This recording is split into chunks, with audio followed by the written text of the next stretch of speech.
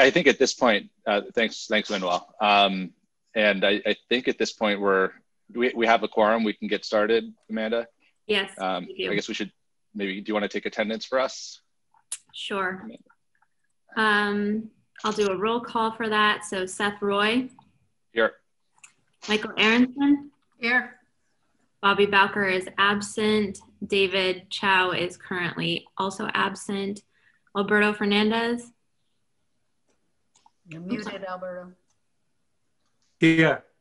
Okay, thank you. Eric Talbot. Here. And Nina Aaron. Here.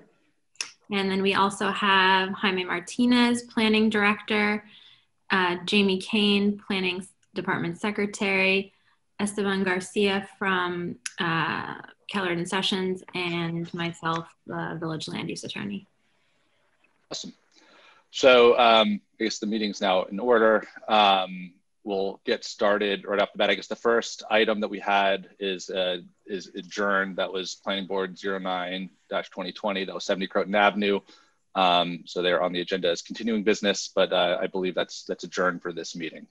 So we'll move right on to new business. And the first folks up will be Planning Board 01-2021. That's 90 and 92 South Highland Avenue. And this is a proposed, it's a site plan approval. It's for a new residential development. So if they're ready. Do you have someone? Yeah.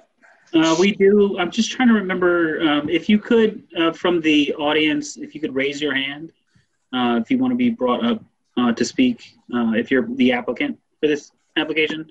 I know that there are a few people listed here. I'm just trying to remember. Jose Cotto is part of this application, correct?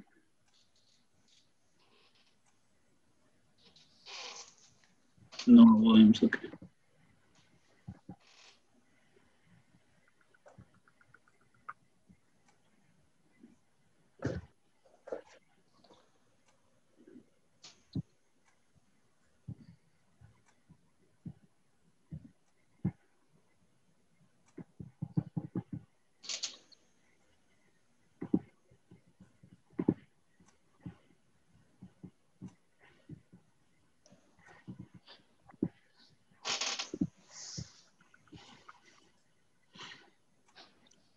Okay, so we have Jose Cotto, we have Nora Williams and Francisco. Are you part of the team as well?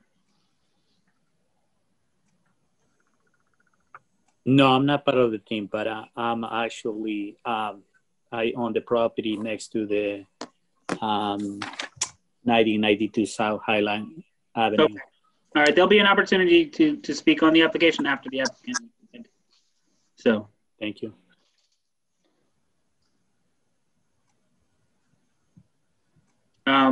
Mr. Cotto, are you there?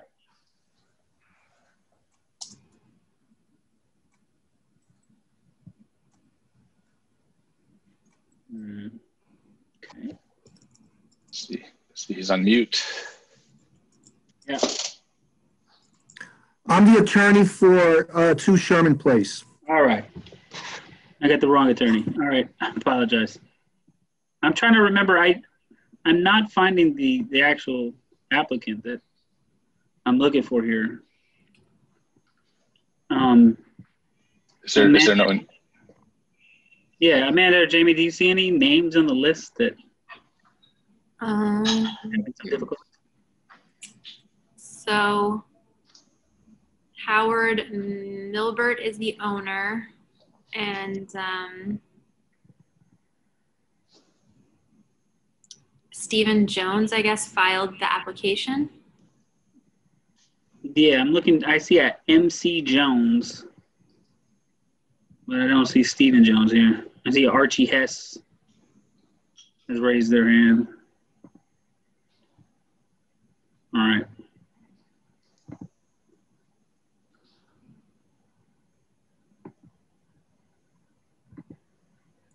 Greg C. DeAngelis for Envirospace Architecture is the name of the architect, and then Stephen Jones is the attorney. All right, I'm going to try MC Jones and see maybe that's Stephen Jones.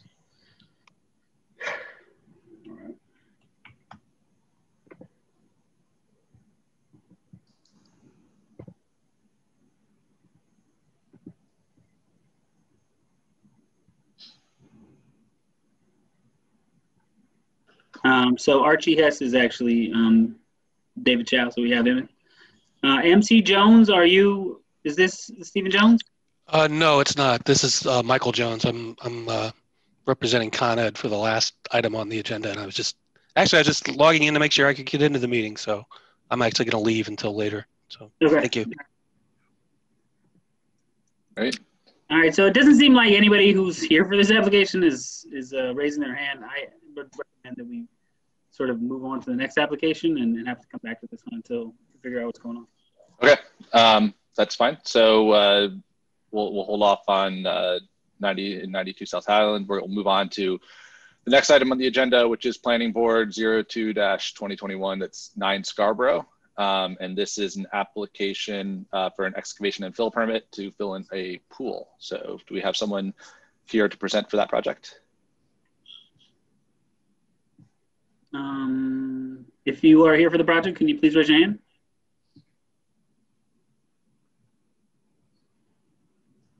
Use the raise hand feature in the app.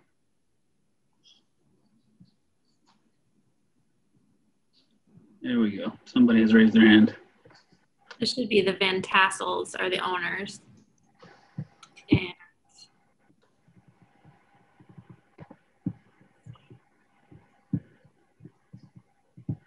Yeah, Jim VT. All right. And just for the record, David Chow is now in the meeting, so you have 6 board members present. Thank you. Mr. Van Tassel, if you could unmute yourself.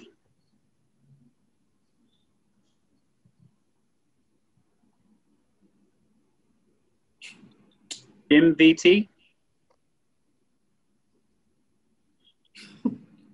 Unmute. Okay, I just muted. You're good. We can hear you now. Okay. Okay, I'm James Van Tassel. On my birth certificate, I go by Jim Van Tassel. This is my wife, Nancy. Hi. We bought this house a year ago. Can you tell us a little bit about what you're planning to do? Well, of all things, there's a swimming pool in the basement that we don't want. We have grandchildren that we moved here to be with, and we don't want a pool for safety purposes. So we want to fill in the pool and just put in a cement floor. Okay. You don't have your architect or anybody else here with you to kind of go over the scope of work? The architect is in Florida. Okay. Lucky. I submitted my plans back in like September. Okay. All right. So I guess Jaime is going to pull up the drawings here, and I think if the other board members have had a chance to take a look at this, but it's an indoor swimming pool as we understand it, and yes, at the basement of the house, and you're looking at putting some fill in there and then pouring a new concrete slab over the top of the pool.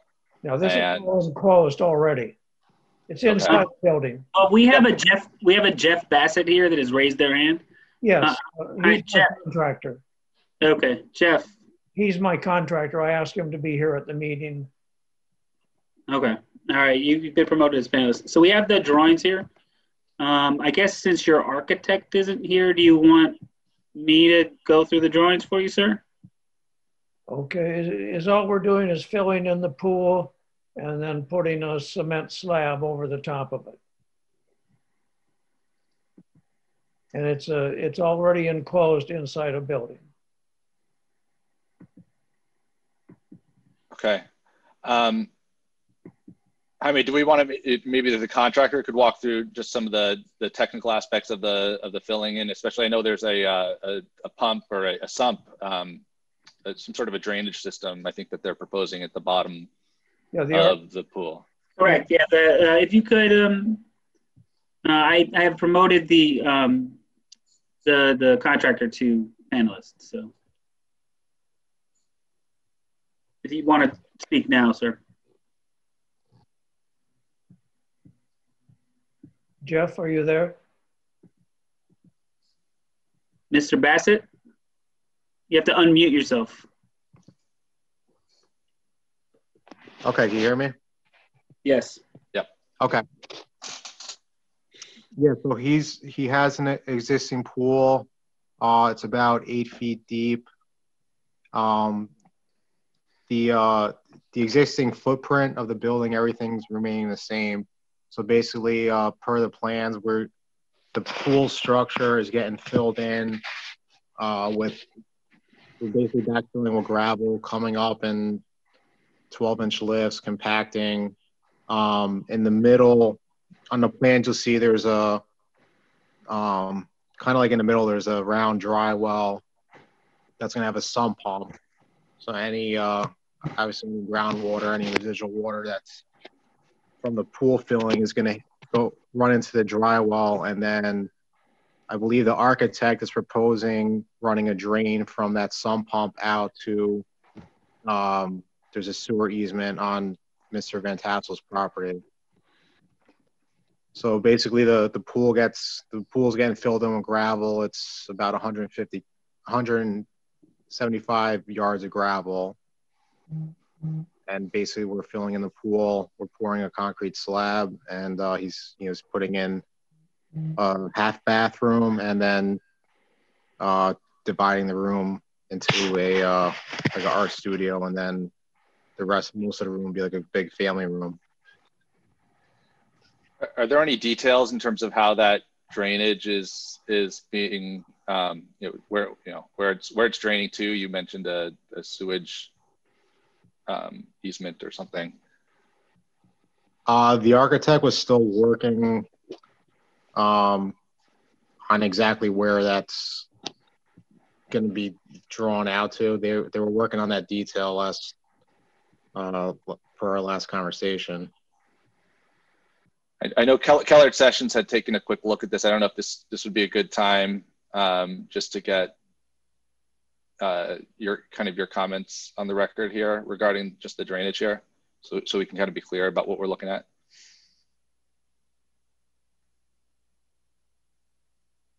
I would need to see where that drainage easement is on the site, and where they're planning to connect to.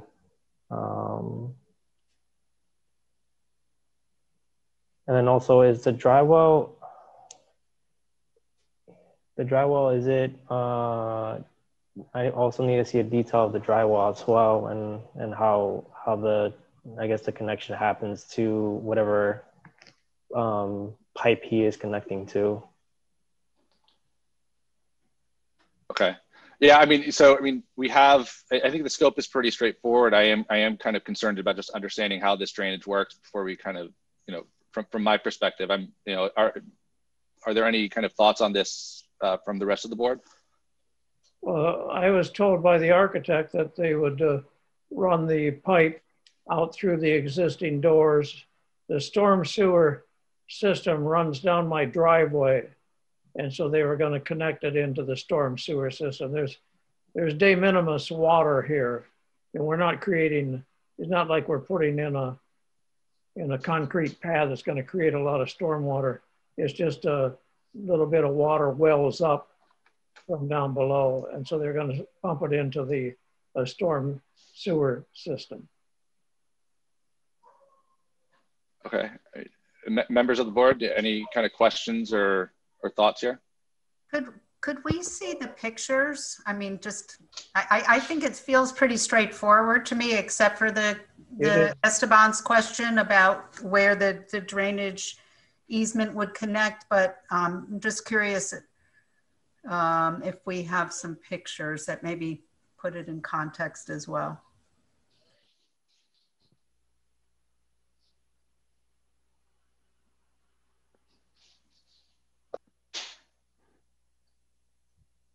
Yeah, I don't know if were there any photographs submitted in here?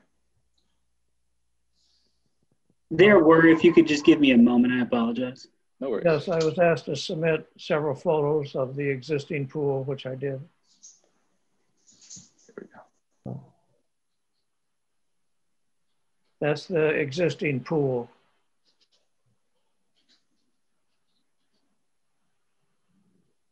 So they were putting a dry well at the end of the, where the water is there. They're putting a dry well there, and then it would pump water out to the storm sewer system.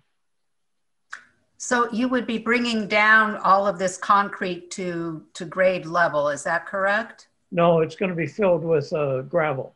Oh, so then, I mean, so the floor will start at the top of the pool? Yes. Yes. Oh, okay, sorry. Yeah, it'll be filled with gravel and then the concrete above that. Okay, got it. So this is all inside the existing building. So what's then what is going to be the height differential between the new floor and the ceiling? It looks low from. It's actually a very high ceiling. Oh, okay. That's like a 15-foot ceiling. Oh, all right. Yeah, and I would just add that this is in front of us just as an excavation and fill permit. That's kind of what we're looking at.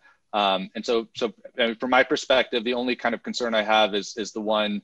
It's not so much a concern as it is a clarification and just being understanding exactly what's happening with the drainage here. I know that was a comment in the letter that Keller Sessions provided. It sounds like there's a verbal description and a verbal understanding of how they want this this sump to discharge, but I don't feel like we have any details or real clarification. I just from a safety perspective want to make sure that that's all fleshed out before we move forward with this. That's my own 2 cents. I just don't know if others wanted to weigh in on that or any other aspects of this. I have a question. Can you hear me? Yes, we can hear you. The windows, they look like very, very large windows.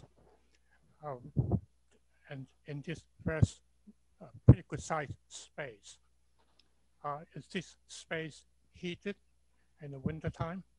No. No, it's not heated space. It's a recreation area. It's going to be a recreation area. Are the windows insulated? Yes. Okay. And again, just pointing out, all of these are important. We can ask these questions. I do want to focus this on the the fill permit here that they're applying for. If there are no other questions from the board, I think it might be appropriate to open this to public comment if there is any. I know we kind of talked about having a motion and just voting on when we open this up to a public comment. Amanda, is that what we talked about? So, so I guess if we could have, unless there are any other questions from the board just on this issue, if there's a motion to open this up to the public. Michael Aronson, motion to open to the public. And a second. Eric oh, sorry. I'll second that motion. Okay. Eric Talbot. So I guess, do we do a roll call, I guess? The zoning board does things by unanimous approval in these, okay. Well, they do the opening and closing the hearings by unanimous approval. If you'd like to do it that way, it makes things go a little faster. That would be great. And so how would that work? Just basically, you just say if there are no, if nobody objects, we'll move it by unanimous approval. All right. So if no one objects, we will move this forward to public by unanimous approval, if I can say that word. All right. So is there anybody here from the public now to speak regarding this project? So if there is anybody, please raise your hand. There are 20 attendees. At the moment, no one has their hand raised. I would give it another couple of seconds, and I'm going to check my email to see if there's any comments via email. I have no Comments? Okay. So it looks like nobody from the public is here to speak to it. So I think the question now just becomes, you know, moving forward on this, you know, I think I would like to present, you know, to suggest that we wait till we have just the clarification, the engineering clarification on the drainage as per the Keller Sessions memo before we approve this. So I would suggest maybe adjourning this to the next meeting when we can have those details and clarifications before we finalize this. So if that is the consensus here, if we could maybe have a motion, or if there are any questions or comments or feedback. Seth, just a quick question. Should we be requesting the applicant to make sure that his architect attends if we are going to adjourn it to the next meeting? To answer some of those questions. I think that's I think that would be helpful. I think you know, certainly the yeah, I think that would be helpful. Yeah, if I can make a quick recommendation to the applicant while they're here, I would, you know, we have taken a look at this internally. We did have some questions. However, I don't believe that we've actually had a pre-app meeting, which is what we would normally have for these kind of applications. I would highly recommend that the applicant ask their architect to reach out to us to set up a pre-app meeting so they can have this question and potentially any other questions cleared up. I talked to staff about that earlier. They didn't think it was necessary for this. Yeah, I mean, I think at first blush, maybe that's, you know, what was thought, but there are some complications just due to the nature of what it is. It's sort of it's not a typical project that we see for excavation and fill, which is why there are more questions than there normally would be. So I would recommend we get one moving forward. Okay. So it sounds like, you know, having a pre-application meeting with the architect, and then as Michael suggested, I think having your architect here for the next meeting, and having all of those questions, you know, the couple of questions from Keller Sessions responded to before we meet up again, and that way we can kind of get this taken care of. So I think with that being said, can we have a motion to adjourn this to the next meeting?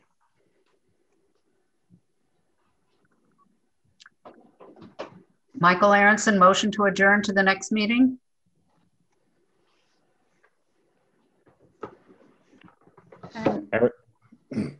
Eric Talbot, I'll second the motion. All right, and I guess a roll call for this one. Apologies there. Seth Roy? Aye. Michael Aronson? Aye. David Chow? Aye. Alberto Fernandez? Aye. Eric Talbot? Aye. And Nina Aaron? Aye. Motion passes 6-0. All right, thank you very much. So we'll move forward now to the next item, which is Planning Board 03-2021, which is 173 Cedar Lane. I think this is actually, yes, this is another excavation and fill permit in a backyard. So I guess that we can ask whoever's here to speak on this project, if you can raise your hand and let Jaime know so he can let you in.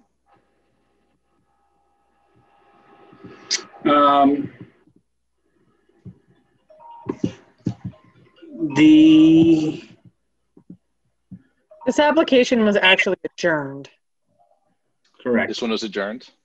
Okay. For 173 Cedar Lane, yeah. Oh, I'm sorry. I'm looking at an older version of this. Okay. You know, so I may not, it was last minute. It may not have even been updated. Okay. Okay, so then that was adjourned, then we'll keep moving to, this is 246 Highlands, that's Planning Board 04-2021, and it's also BAR 01-2021. So we'll start off with the Planning Board. This is a site plan approval for a delivery platform in the back of the Stop and Shop. So I guess we'll start with that applicant.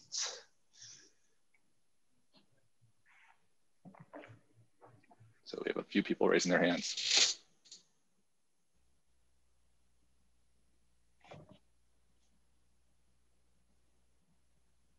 I know Jaime, you're on mute, but are you?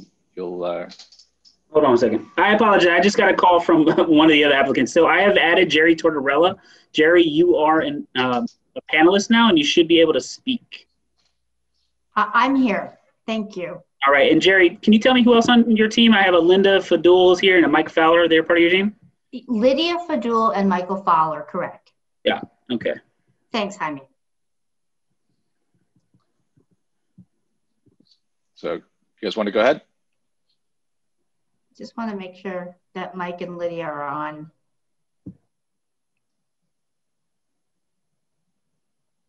Mike's on.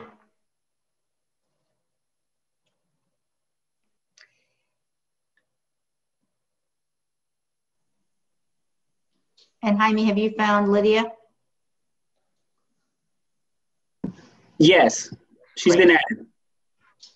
Great, thank you. So do you want Mike to share his screen or will you put up our plans, Jaime?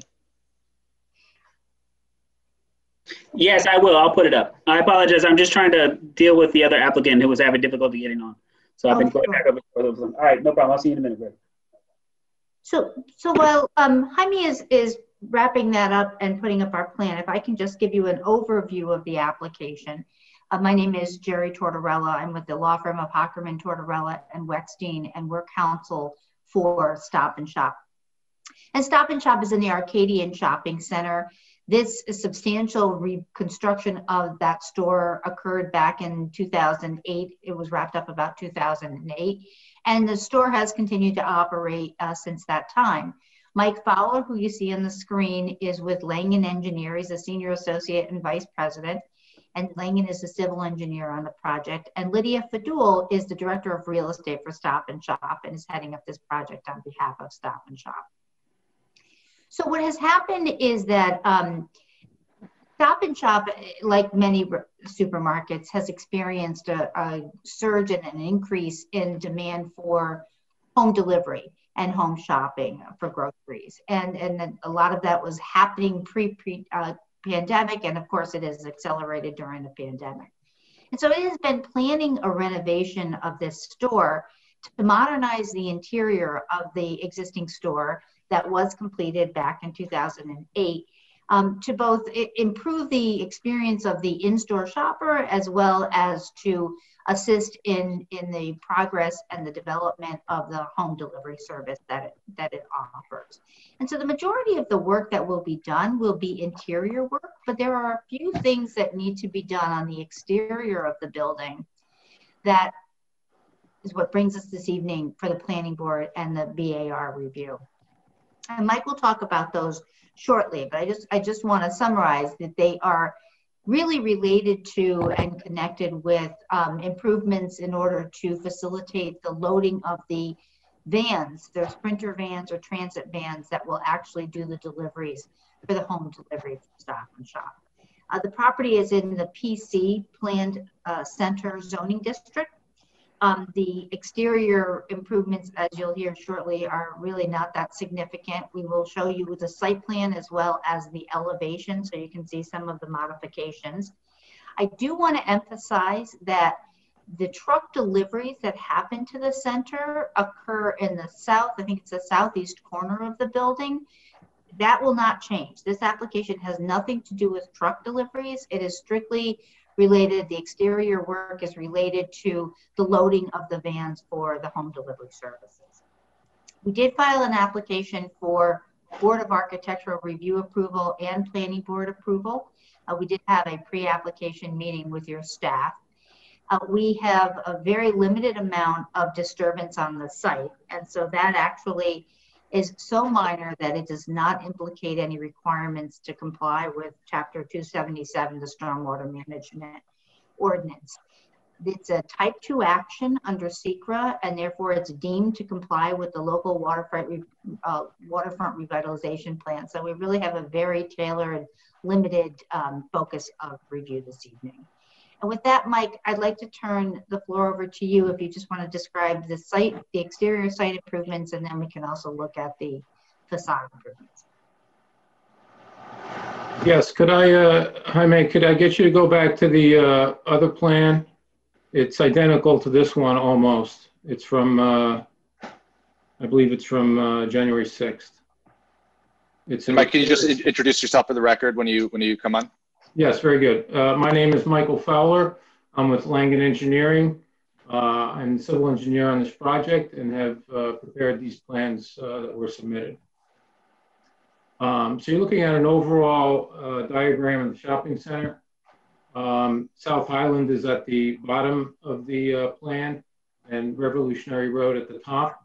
The Stop and Shop is located in the upper left or the southwest corner of the site. And the work that we're going to be, the work that we're proposing is also in the southwest corner of the Stop and Shop building at the rear of the building. It's the heavy rectangle on the rear of the building. Also highlighted on this plan are some reserved parking spaces that were approved in 2007 that were not constructed. And then out in the parking field, or to the right of the supermarket building, we're showing where we're going to, the spaces that we're going to use for van parking. So these are for the home delivery vans and for their overnight parking. They'll be parked in these areas there. Those areas are found to be little used by customers and they're pretty vacant most of the time. Now, if we could return to the other set of plans.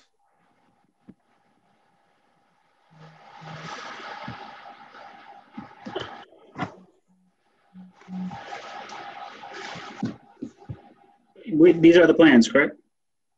Yes, we had submitted a revision of the plan that you're looking at now, so that's why I referred to the past plan. Let's go to the second sheet.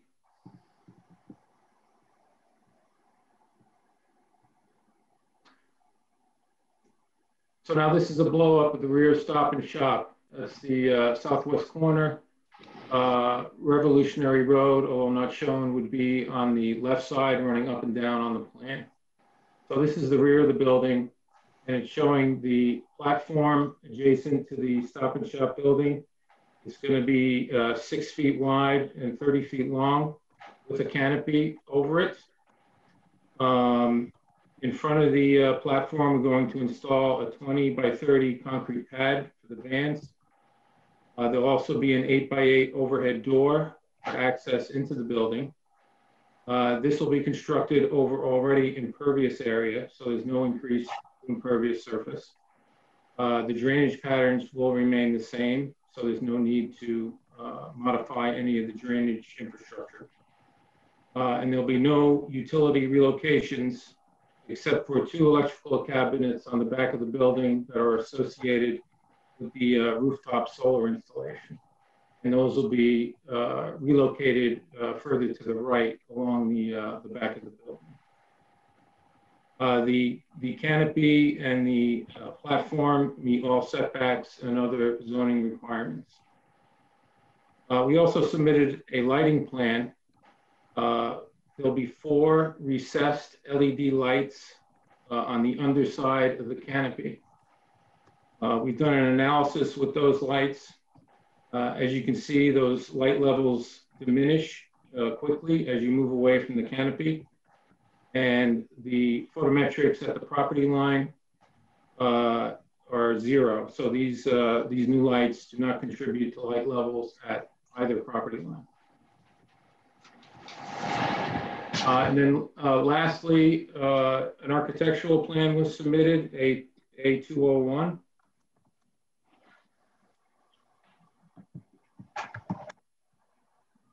That's not part of this set, that's a separate file.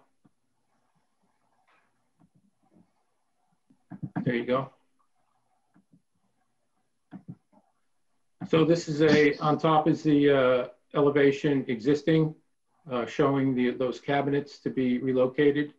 And then the bottom elevation is the proposed. So you can see it's a relatively low platform since they'll be loading vans. And just to reiterate, this is for goods coming out of the store into the vans for home delivery. There's no incoming goods at this location. It has a metal roof with steel columns. There'll be stairs on one side of the platform and a railing on the other side of the platform. That roof measures 10 feet on the underside, 13 feet to the top of the roof. Pretty unspectacular. And that's all I have on direct. Can I just add too, that we did look, in case anybody's curious about parking, we have extra parking spaces. We have a surplus of parking spaces that existed even prior to, with this use. And we are not gonna have any adverse impact on parking. In fact, we're gonna continue to have a surplus of parking spaces. So that is not an issue. And during the pre-application meeting, we were asked about, queuing of vans that will be waiting to be loaded. And this is the arrangement here, and the way it'll be structured is that vans will actually be brought from where they're parked in the parking field to the loading area in the back, loaded, and then brought back to the parking spaces in the parking field and be retrieved by the drivers in the parking field. So there is no queuing that will occur. Drivers are not going to be going to the back of the buildings. Drivers will actually be going right out to the vehicles, the vans that are parked in the parking field. So that was one of the concerns I had been asked about during the meeting, and I just wanted to mention that. Sure. And hours of operation, is this just the same operation hours as the store? This is not happening during off hours, right? Oh well, it's yes, although I don't think it'll even be as long as the operating hours of the store. I mean, it'd be less time than the operating hours of the store. But what happens is that the vans will come back and forth, 2, maybe 3 times a day. They'll make probably 2 rounds of deliveries. At least that's the format that we're anticipating at this time. So they'll go out in the morning, they'll deliver, they'll come back, they'll load for a second delivery, they'll go back out, and they'll come back to the site in the evening at nighttime. Get loaded. They can be loaded the evening before for the next day delivery so that they're ready to go, and we won't be doing early morning loading that way. How many vans are you looking at?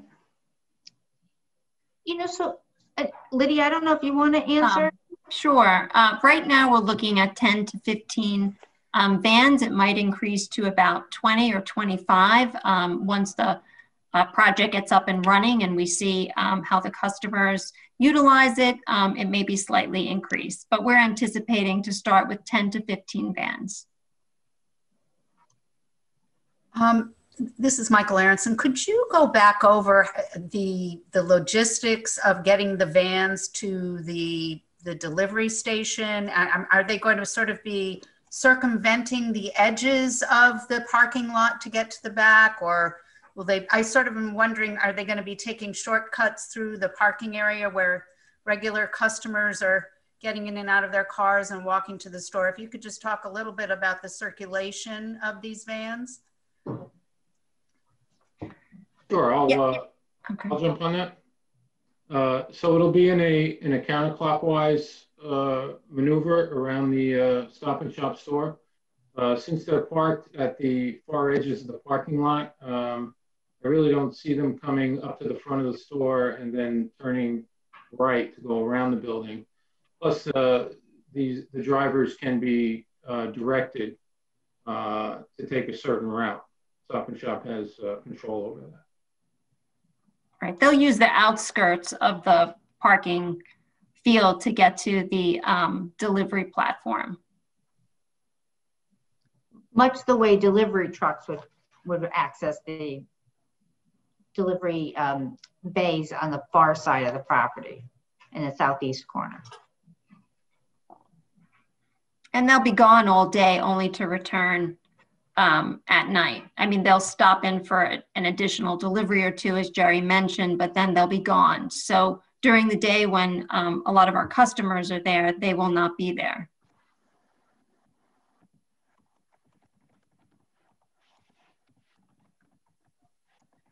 Board members, any other questions? I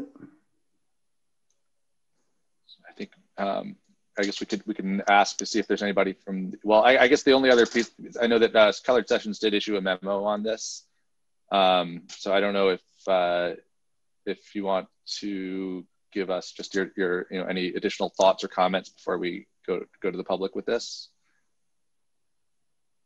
Yeah, if you'd like to go over the letter. Yeah, and I was just wondering if maybe Esteban wants to, just to kind of highlight any special items that we should be paying attention to on this.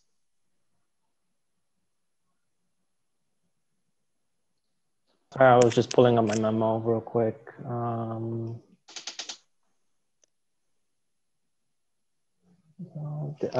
Mike, have you had a chance to review my memo prior to the meeting? Yes.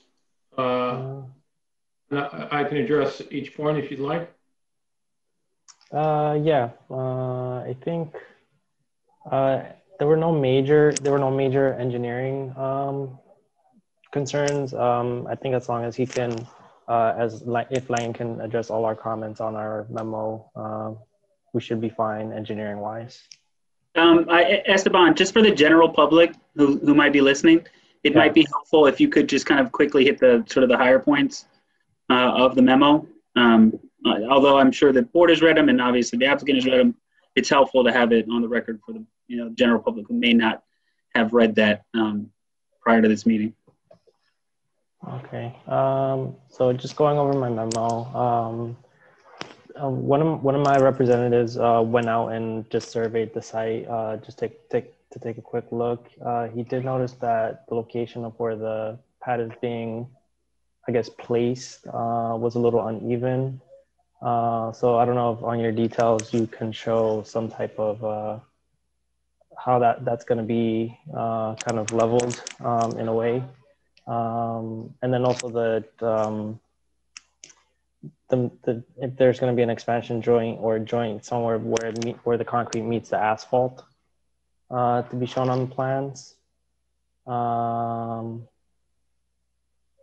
don't know if there were from the architecturals, I saw that there was like a plan view, but if you can show a section of what is going on the site, it would be good. And then we also noticed that they on your plans, if you can go to sheet 2.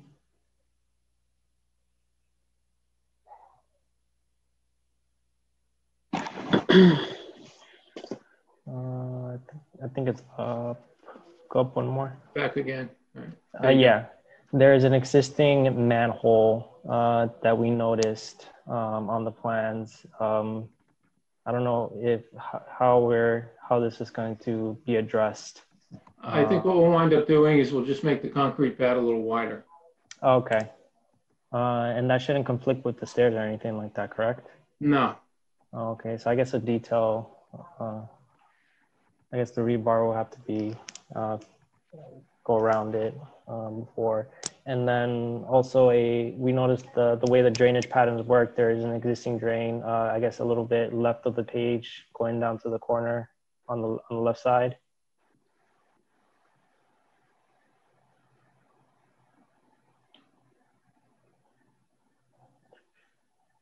There's an existing drain outlet that I guess is the low point. A little more to the left, yeah. Yeah, if you can provide right some. in that area. Yeah. We'll add the inlet protection. Or, yes. Yeah.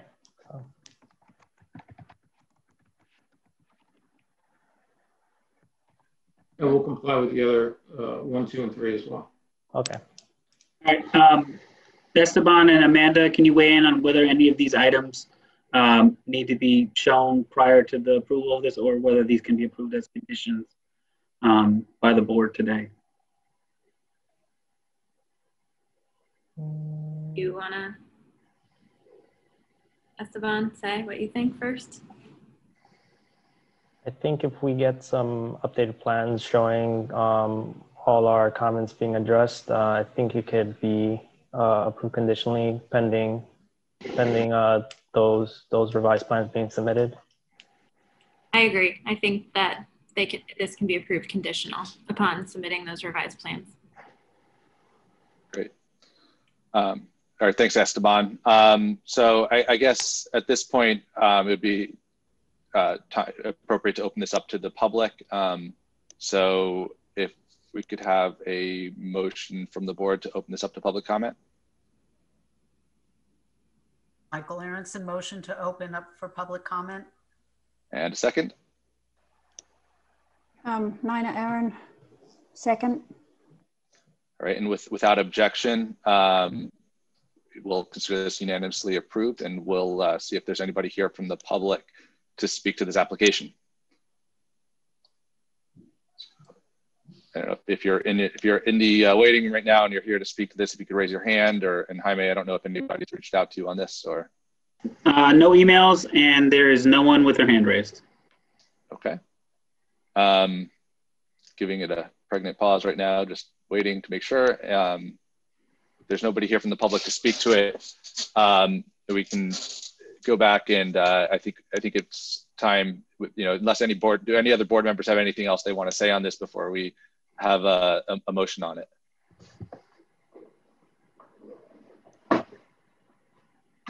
Okay.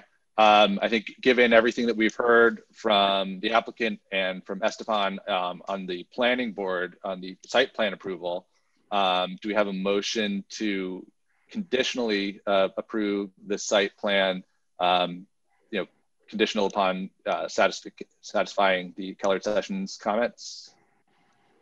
Seth, can you just do a motion to close public comment first, and you can do Sorry about that. Consent. Okay, motion to close public comment before we get there. Michael Aronson, motion to close public comment. And a second. Nina Aaron, oh. Go ahead. Go ahead. Nina Aaron, second. All right, and without objection, the motion is unanimously approved. So now I will say what I said a moment ago, which is, do we have I think at this point, unless there's any other further comments from the board members, if there's a motion to conditionally approve this upon satisfying the Keller Session comments. Nina Aaron, motion to conditionally approve. And a second. Eric Talbot, second the motion to conditionally approve. All right, and a roll call. Yep. Seth Roy. Aye. Michael Aronson. Is probably on mute. Michael Aronson. Oh, I'm sorry. I thought I took it off mute. Sorry. Aye. All right. David Chow. Aye. Alberto Fernandez. Aye. Eric Talbot. Aye. And Nina Aaron. Aye. 6-0, the motion passes. Okay, so now we can just go into the planning board side of this application, which is, the BAR side of this application, which is for the canopy and structure that's being installed here. So maybe we just go back to that elevation really quick, and I'll just maybe ask if any board members have any thoughts or comments on the design here relative to the BAR application. I just have one question. I'm not really familiar with the rear of Stop and Shop. Are there residential properties facing this site or not? What is there, I guess? What is this building looking at? Is it more parking lot? Is it, I'm not quite sure what it is. I'm going to try to maybe chime in on this a little bit. So there are properties to the sort of west of it and to the south of it. On the south side, there's a pretty steep hill. So one of the concerns that we had expressed in the meeting that we had, the pre-app meeting, was, well, is there going to be, any deliveries late night, which they had already answered earlier. And then the other was that, is there going to be any light coming off of this that would shine potentially on the neighbors? Because the steep slope is very unlikely, but they did still provide a lighting plan, which is obviously not part of the elevations, but does show that there's no light going off the property, which was important to make sure it didn't interfere with the neighbors.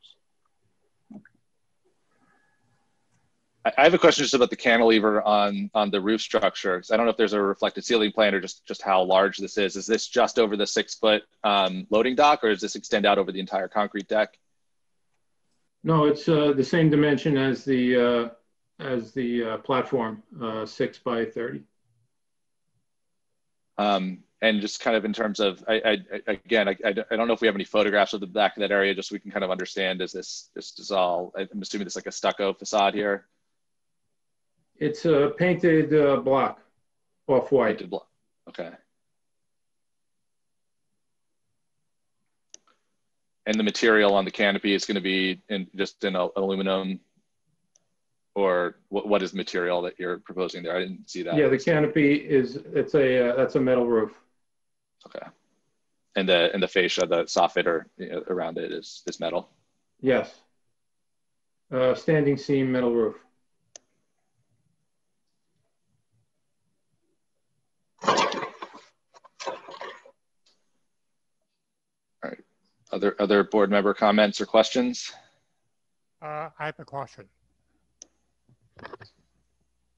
Will there be exterior infrared heaters? Well, they're showing a heater over the door. I'm not the architect. I didn't prepare the plan, so I'm not quite sure exactly what type of heater that is. Thank you.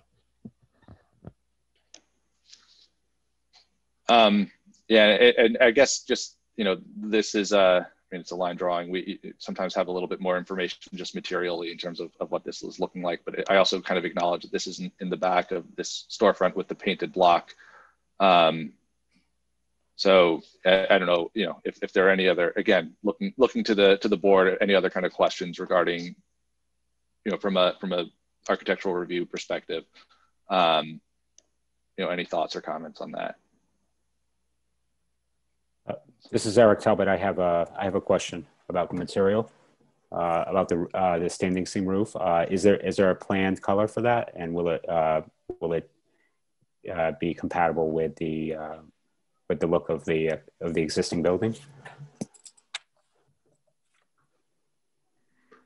We don't know what color that's going to be. Although the building is off-white in color, and if you're opposed to any colors, I'm sure we could accommodate that. It will be a compatible color. It certainly will blend in seamlessly with the rest of the building. Okay, that's it. Thank you. I don't know if Jaime or any from the building's end can just discuss in terms of if we've had projects like this presented before, and again, I kind of acknowledge the utilitarian aspect of all of this. Just because it is just a black and white line drawing. We don't have kind of any material description or color description, or if we can put those in as conditions. And it's just kind of a question to the team here. Yeah, my recommendation would be that the board just request that it, conform with the accent colors on the front of the building, and sort of leave it there. This is a nearly invisible part of the building that almost nobody ever goes to, so it won't have much of an impact either way. I think that the only concern that might pop up is that a neighbor who somehow can see this from their backyard probably wouldn't want some sort of bright garish color. So if it's a color that sort of conforms with the existing color scheme of the building itself, that would be optimal. And Amanda, you think that sounds reasonable if we have that kind of built into the resolution? Yeah, and honestly, I feel like since it's the back of the building, just make it as imperceptible as possible, just have it be kind of, I think Lydia indicated, just have it kind of blend in. Yeah, and that is the intention. Yeah, so and we can provide more information. I personally think that if you were so inclined, you could ask for more information, but I think you made the point, Mr. Chair, that this is the back of the building. It's a different type of situation than you would otherwise be seeing here, and you can certainly put in the resolution that enough information to cover yourself in terms of materials and finishes. And if you were particularly concerned about this there have been instances in the past where boards have approved resolutions with the understanding that the final presentation of the materials would have to be signed off by the BAR chair, prior to receiving a permit. So if it is a concern, you do have the ability to do that based off of past practice. Fair enough. Okay, I mean, if there are no other questions from the board, I think we still need to open this up to for public comment if there's any there. So we have a motion to open this up to public comment. Michael Aronson, motion to open for public comment. And a second.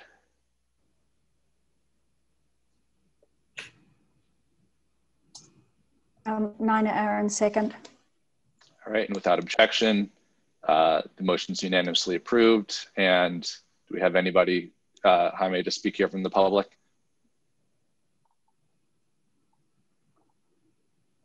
Jaime, you're on mute. Not as of yet. We don't have anybody with their hand raised. I'm going to check my email to see if anyone has sent an email. And no. All right. Well, nobody from the public has volunteered to speak to this. So do we have a motion to close public comment? Michael Aronson. Oh, sorry. No, go for it. Go ahead, Nina. Okay, motion to close public hearing. Michael Aronson, second. Right, without objection, the motion is unanimously approved. And so I think at this point we've discussed this well enough. Do I have a motion to? I think at this point we're in a place where I'd be comfortable, personally approving this with the condition that the materials are I think sensitive to in blend into the back of this utilitarian facade. And so do we have a motion for that conditional approval? Michael Aronson, motion to approve with the conditions regarding the materials. And a second. Nina Aaron, second.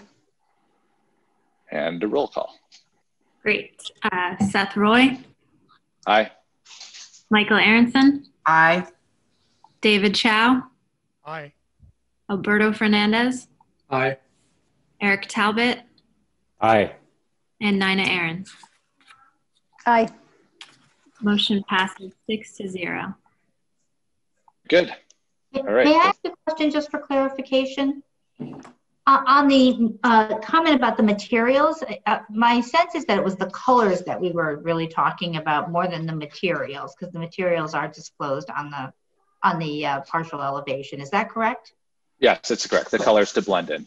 Great. Thank you very much. And thank you very much for processing this as quickly as you have. We're really very excited to get going with it. Yes, thank you. Thank you, guys. Have a good evening. All right. Okay, so I think we're going to keep moving here. I think we're up to, this is... Well, before you move on to 22 Market Street, I just wanted to offer up that the applicant is here and available for the original application, 90 and 92 South Highland. They were just having difficulty logging in for some reason. They were having issues with Zoom, but they are here. So you can either sort of come back to them at the end if you'd like, or you can sort of put them back on the agenda, and it's kind of your call. Yeah, no, I'm comfortable. I know that they've been waiting around, and if there was just a connectivity issue, that's okay. We can jump back that way. That was the first item on the new business, or 90 Planning Board 01/2021, which is 90 and 92 South Highland Avenue, and that was the site plan approval for a residential development in a PO zone district. I guess this is for, conditional use in this area. So if we can have that applicant come on up and present. Yeah. I have Greg DeAngelis and Stephen Jones here. Yes, I'm here. Start video. Stephen Jones. There we go. Is there anybody else from your team here? Just the two of us. All right, it's all you. Okay, thank you. I am Stephen Jones. I appreciate your hearing us tonight, and I thank all the staff who have worked on this project. so far. We're very grateful, and things seem to be moving smoothly. This project consists of the two buildings, 90 and 92 South Highland Avenue, that are the now former home of the Ossining Children's Center, which has moved to its great new quarters. So these are now surplus buildings that are off the tax rolls.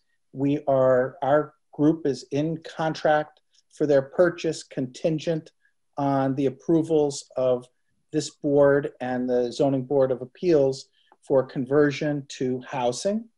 We hope that we can get those approvals and move forward with this exciting project, return these premises to the Ossining tax rolls as soon as possible, and do a great benefit by the purchase proceeds, sale proceeds, to the Ossining Children's Center. Notably, the building immediately to the south on South Highland Avenue, number 94 South Highland, corner of Everett and South Highland, is a project that we had before this board some 5 or 6 years ago for a similar conversion.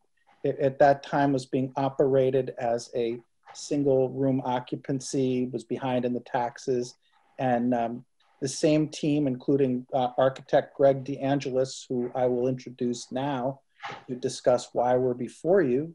Our same group, our same team handled number 94, and it worked extremely well, and we have multiple tenants.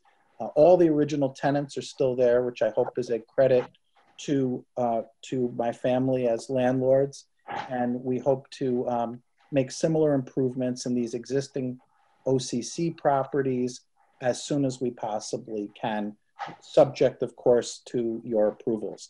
At this time, I'd like to introduce or reintroduce our architect, Greg DeAngelis, to you, who will explain briefly the project. Thank you.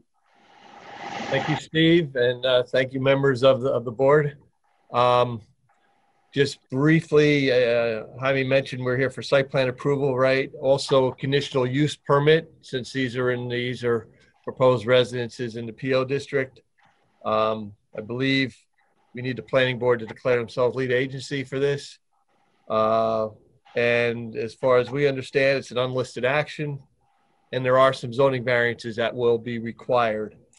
But to give you a brief overview of the project, what you're looking at now is a site plan, 2 buildings on 2 separate lots, but they will be combined as part of this project. And yeah, I guess that would be condition of the site plan approval we're hoping to obtain. The larger building on the right-hand side, number 90, is it's on a lot that actually is kind of an unusual shaped lot. It has a little flag, if you will, that goes towards the back and up to the right. But basically, we are working within the footprints of the buildings. We're just renovating the interiors actually for both buildings to convert them into residential units. On number 90, we will be adding an elevator to make it accessible and comply with ADA and accessibility requirements, and extending the stair up to a 3rd floor attic level, which can accommodate 1 more unit. 10 units total, 7 of them are in number 90, and 3 of them are in number 92. In the range, we have 1 studio, 5 1-bedrooms, 2 2-bedrooms, and 2 3-bedroom units. So it's a nice range of types of apartment units too. I think we could scroll through the floor plans if you want, but maybe, I guess first, Jaime, before you move, just to explain the site a little bit more.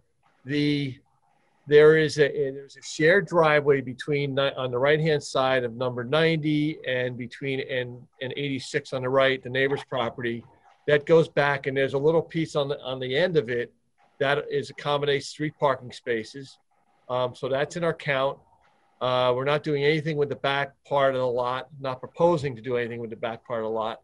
And then about halfway down, where your cursor is now, just to the left of it, we are proposing 3 spaces to make the count we need as land bank spaces. You know, they could be covered over and for the time being with lawn, which that dotted pochade area is an asphalt play material that was laid down for the Ossining Children's Center, which we will pull up and make just grass lawn. And those additional 3 spaces would get us to the count if we need. We're not convinced we need that many spaces on site, but we leave that up to the board. We're willing to do whatever you want. In the front of 90 there's an existing parking area now in the front yard. There's a ramp there, but the ramp doesn't comply with current regulations, maybe whatever. It doesn't comply with regulations for slope and also the spacing for the handicapped and the cross slope. So we're proposing to leave that parking space there in the front yard. We will need to get a zoning variance for it, but it is the optimal way to get a handicapped person, you know, or someone with accessibility issues, challenges to get into the building by reconstructing the ramp some and creating a full space to the side of it, access aisle. So that's one proposal we have for the front yard. And then shifting over to 92, there is a driveway that goes through off of South Highland and actually exits out to Everett. So it's a convenient kind of single flow one-way traffic, and that's where the bulk of the parking spaces are now, and we're proposing to keep them. What do we have? 13 spaces there. And also on the left-hand side of 92, you can see some more pochade area. There is more of this asphalt material or rubberized, you know, asphalt material that's going to be pulled up and planted with lawn. So I think that's the overview of the site. Unless anyone has any specific questions, I can walk you through the plans if you want. Yeah. Greg, I would just add one thing that fairly minimal renovations will be needed on number 92, so that in terms of the order of progress that would be seen, it's anticipated that number 92 will come online rather quickly, followed by number 90 thereafter. And thank you, Steve. And since Jaime has conveniently highlighted the pochade areas, it's an opportunity to mention that right now the site is about 77% paved or impervious surface, including the buildings. So one of the things, by removing this old play surface, and there are no real records in town records of that ever, you know, but when that was done and what, if any approvals were obtained for it. But by removing this is a significant reduction in the impervious surfaces. We still need a variance because we're still above the 35% required, but you know, it is roughly 38% reduction in impervious surfaces from what it is now. So I guess now maybe it's, go ahead, is there any questions? Yeah, no, I think, you know, as far as the site plan is concerned, you know, to me, I think the question was just how you were planning to, I know there was some, you mentioned briefly the land bank parking spaces. And if you can just, you know, is whether that's just going to, is that mostly just be a part of the grass lawn that's there for future, or is that going to be blocked off? How are you kind of proposing to implement that? Right. Well, what we've seen in some other communities is this, and it's part, you know, becomes part of the agreement, and it can be triggered by either the town, village, or the owner saying we need more spaces, or you need more spaces. And then they would be built out in that location. But in the meantime, it would just be constructed as lawn area. Now, one of the things that, just to add a little bit onto that, Seth, me and Amanda did have a brief discussion about this today, and there are these things called grass pavers, which essentially are like little hexagonal shapes. You put them on the grass, they look like grass, and so if the board did want to maintain the ability to use these spaces in a pinch, but leave it so that it is impervious, and it is, it sort of appears like grass, they could, you could request to have grass pavers and a curb cut at that site so that if they really needed the access to those, that they would be sort of like the last case kind of spaces for people. Got it. Yeah, grass blocks. Yeah, I mean, I don't know if any other board members have any questions. If you guys want to see the plans, I know you've kind of described the units that you're proposing to put in there. Maybe if you can just very, very quickly. I'm just sorry, walk us through. Seth. Before you go to the plans for the units, I'm sorry. I just had a quick question. One is, and forgive me if the information is staring me in the face and I don't see it, but how many parking spaces are required as far as zoning is concerned? And then I was curious in terms of the hard surfaces that are now going to be replaced with grass lawn, whether those areas would be landscaped for use by the residents, would there be seating areas, or, it looks, I don't know how large that actually looks, but it looks like a fairly sizable amount of grass area that could be used for the residents, and will it be available to them to use? So the answer is it would just be a simple lawn that would be available for use by the tenants. Some of the units being 3-bedroom units, they would, certainly expect to be some children in the mix that would be able to take advantage of those spaces. To answer your question about parking in the PO district, it's 2 parking spaces required per dwelling unit. Doesn't go by size as it does elsewhere. So we have to provide for 10 units, we have to provide 20 spaces. And basically that adds up. We have the 13, the main lot behind 92, 14 adding the 1 handicap space in the front, and then 17 adding the 3 spaces all the way in the back, and then the other 3 land bank or grass pavers, whatever we decide, gets us to 20. Yeah, it's worth noting that in the VC district, these would be different numbers. So there are other districts where the size of the unit, it does not matter on the parking question. So this site, because of where the district that it's located, requires 20 because it has that sort of 2 spaces per unit, regardless of whether it's a studio or 2-bedroom, brings it up to that 20. Also to note, the applicant didn't mention this, but I did do a site visit today. There is a wall, like a short little kind of a landscaping wall that is tall enough to sit on, and I imagine kids do sit on it, or at least did sit on it when there was an active use there. That is still on the plans. It's not proposed to be removed. So in terms of a seating area, that would still exist. There's like a little small wooden house here for kids to play in.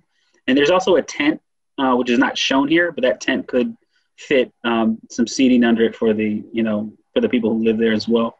There's also this area in the back, which is shown as macadam pavement. It's actually like a gardening area. So there's a significant amount of space that would be available, I think, to any sort of people who live here, whether they wanted to sort of walk down to this back area and garden, they wanted to sit under the big tent that I think is proposed to remain. Am I correct, Mr. DeAngelis? Is that tent, you don't show it as removed, so I'm assuming it's proposed to stay. Correct. We're not proposing to remove them unless somehow we have to, but no, we were planning to leave them there. And the very rear portion that you were referring to, yes, exactly there, that has, whether OCC took the tables with them, that was set up with picnic tables in the past. And, if they're still there, we propose to leave them. If the tenants wish to use that area, that's, we really would like to have the amenities for the tenants there and have them enjoy the entire, really the entire area exterior. So I have a question relating to the lawn. With taking out the impervious surface and putting in lawn, are you looking at changing the level at all? Not at this time. I mean, it's generally level as it is. So we didn't see any need to regrade that. Okay. There is a retaining wall, about a 2, 3, 4, somewhere between 2 and 4 foot drop all around the back, and also between the yard behind 90 and the parking area of 92. Okay. Is there any fencing on that lot line there? There is a fence along there, so it's protected, and there's fencing along that wall as well. So yes, we're you know, again, we're trying to minimize the amount of work but keep it safe as well. And I noticed that you've said that no significant trees are going to be removed. So I'm assuming that that is the case and that they will be.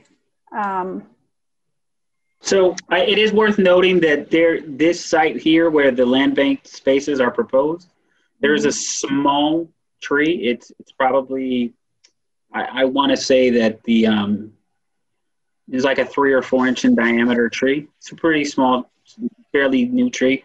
And there are some arborvitaes that sort of provide some screening next door. They're kind of sparsely separated. And so if these 3 land bank spaces, there's a sort of a bush here on the, what I think is sort of the northwestern side of it.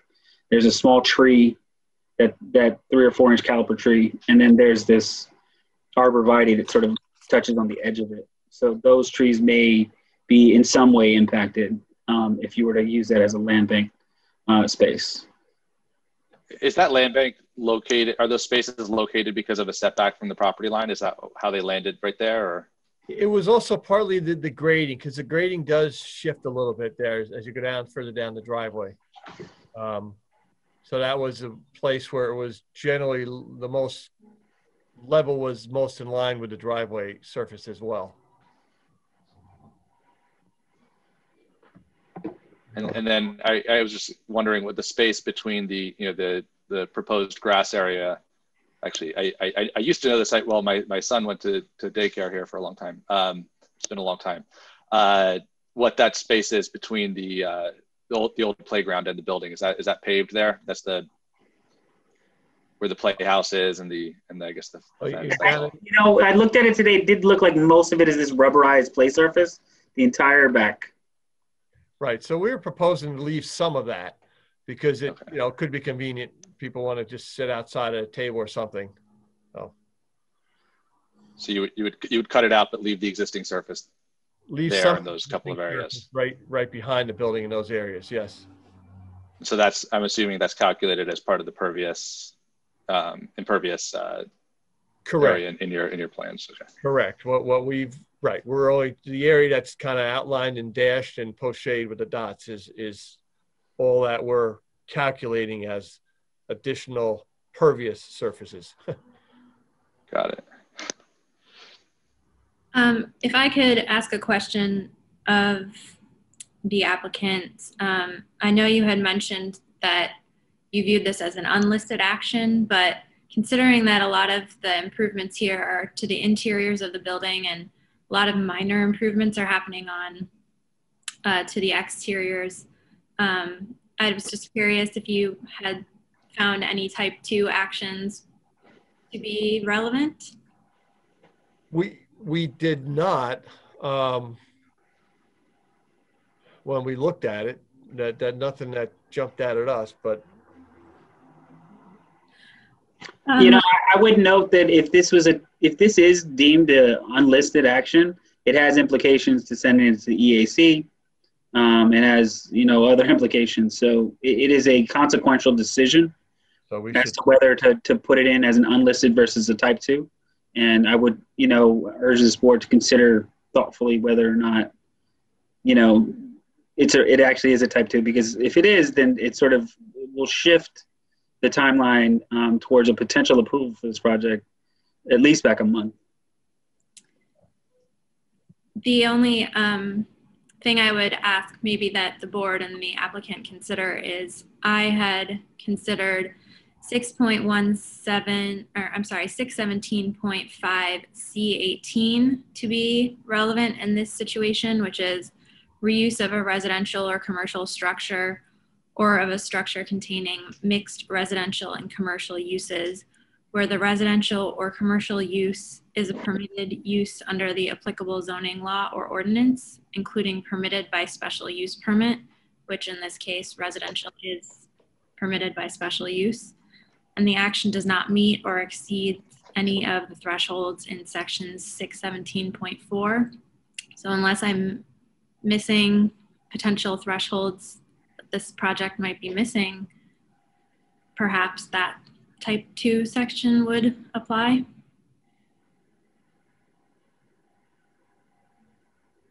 So other board, thank you, Amanda. That's helpful to have that. On that issue, any other board members have any thoughts or feelings on that? I guess that would be working to any resolution that we do, or how would we incorporate that if we were to get to that, when we get to that point? Well, that's my view, and I did discuss it, you know, with other people in my firm. We thought that it fit within that.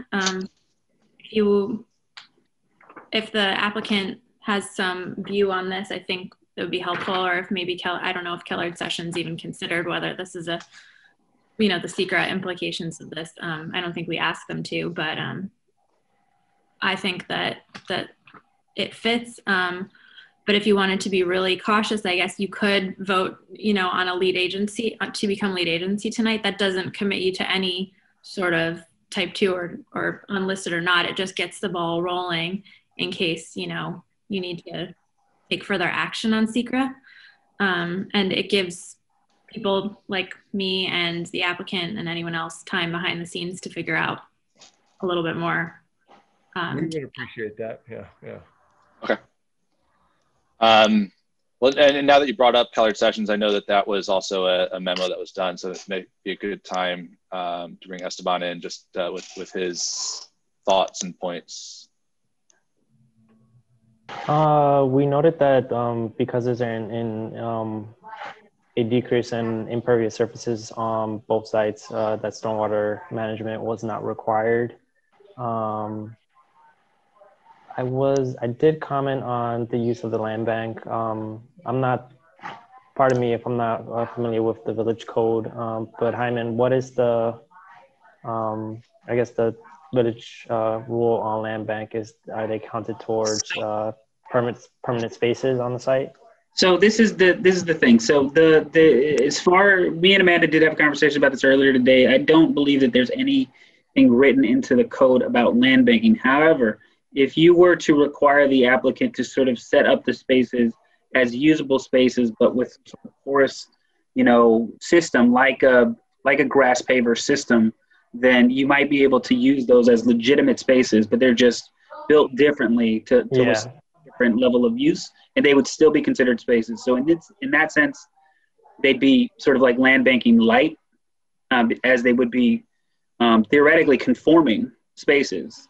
But they would just have the appearance of being grass. But they would still meet the parking requirements, which would be easier than just calling it a land banking, because we do not have land banking under the code. Although maybe someone who's been on the sport for a little bit longer can talk about whether land banking has been used in the past. When speaking with Mike Baldati about this some time ago, I recall him mentioning that had been done in the past, but it's not in the code. Okay. Well, I just noted that if you know, if they were considered or not considered, that a parking variance may be needed. But I think in this case, if it's being counted as permanent parking, as part of the parking count, then I guess a variance will not be needed in this case. Just looking at the site plan, that third one where the arrow is pointing to, do you know how wide that drive is? This driveway right here? Yeah. So it's 10 feet from the side yard. However, that's to the property line. The driveway is partially on the adjacent property. I think it's 86. And it's predominantly on the property line for 90 South Highland. So about, 10 feet of it, anywhere from like 9 to 10 feet of it depending on where you're standing, is on the 90 side, and anywhere from like 2 to probably 4 or 5 feet of it is on the adjacent property line, depending on where you're standing. Is it a shared driveway? Yes. It's utilized as a shared driveway. It's shown as a shared driveway, I think, on the survey. It's my understanding that there is no easement out there for either of these properties, but it is currently being used as a shared driveway. I think there are some. I did speak to a representative of the owner next door, and they're here today, so I'm sure that they may have some opinions about that. It just appears where they're showing that third one, that third parking or land bank space, it just seems that there is not sufficient parking or sufficient backup space for it. So I don't know, I can see the curve on the other property. I don't know if it can move a little bit south so that anybody that does park there has sufficient parking backup space. We could certainly look at that, absolutely. And then another thing on the front, I noticed that, I don't know, looking at the grading, it's a little bit unclear if it meets ADA compliance in terms of dimensions and grading. So if you can just dimension it out and provide like proposed grades, so we're sure that it meets proposed grade, the ADA requirements for longitudinal slopes and cross slopes. Cross slopes too. Yeah. Yes. Absolutely. And then do that. Yep. Yeah, and then provide a detail for the new ramp that's going into the building. Mm-hmm. Yes, we want. I mean, part of what we're looking to get tonight was a general sense if anyone had any major objections, because we also have to go to zoning board and get their approval for this. But we're confident we can work out those details. We just haven't got to that level of detail yet. Yeah, and I think it's all laid out in my memo. So as long as thank you. About an obviously, if there's any conditions, part of the conditions may be just to satisfy my my company's memo, and once that is all satisfied, engineering wise should be fine. Just while we're on this image as well, I noticed the refuse and recycling bin that's there. Is that sized appropriately for what you're planning, and are you planning any changes there? No, we think it's sized, adequately. I mean, these days, obviously, we have refuse and recycling, but and it's in a good spot because it's easy for a truck to get to it, back into it, and pull out. So, that's a good 15 feet by 20 or so. It's a pretty good size space. All right, board members, any other thoughts on this? Yeah. Just on the parking in the front, I know that you've said that is the best access ADA wise, but is there any alternative to that?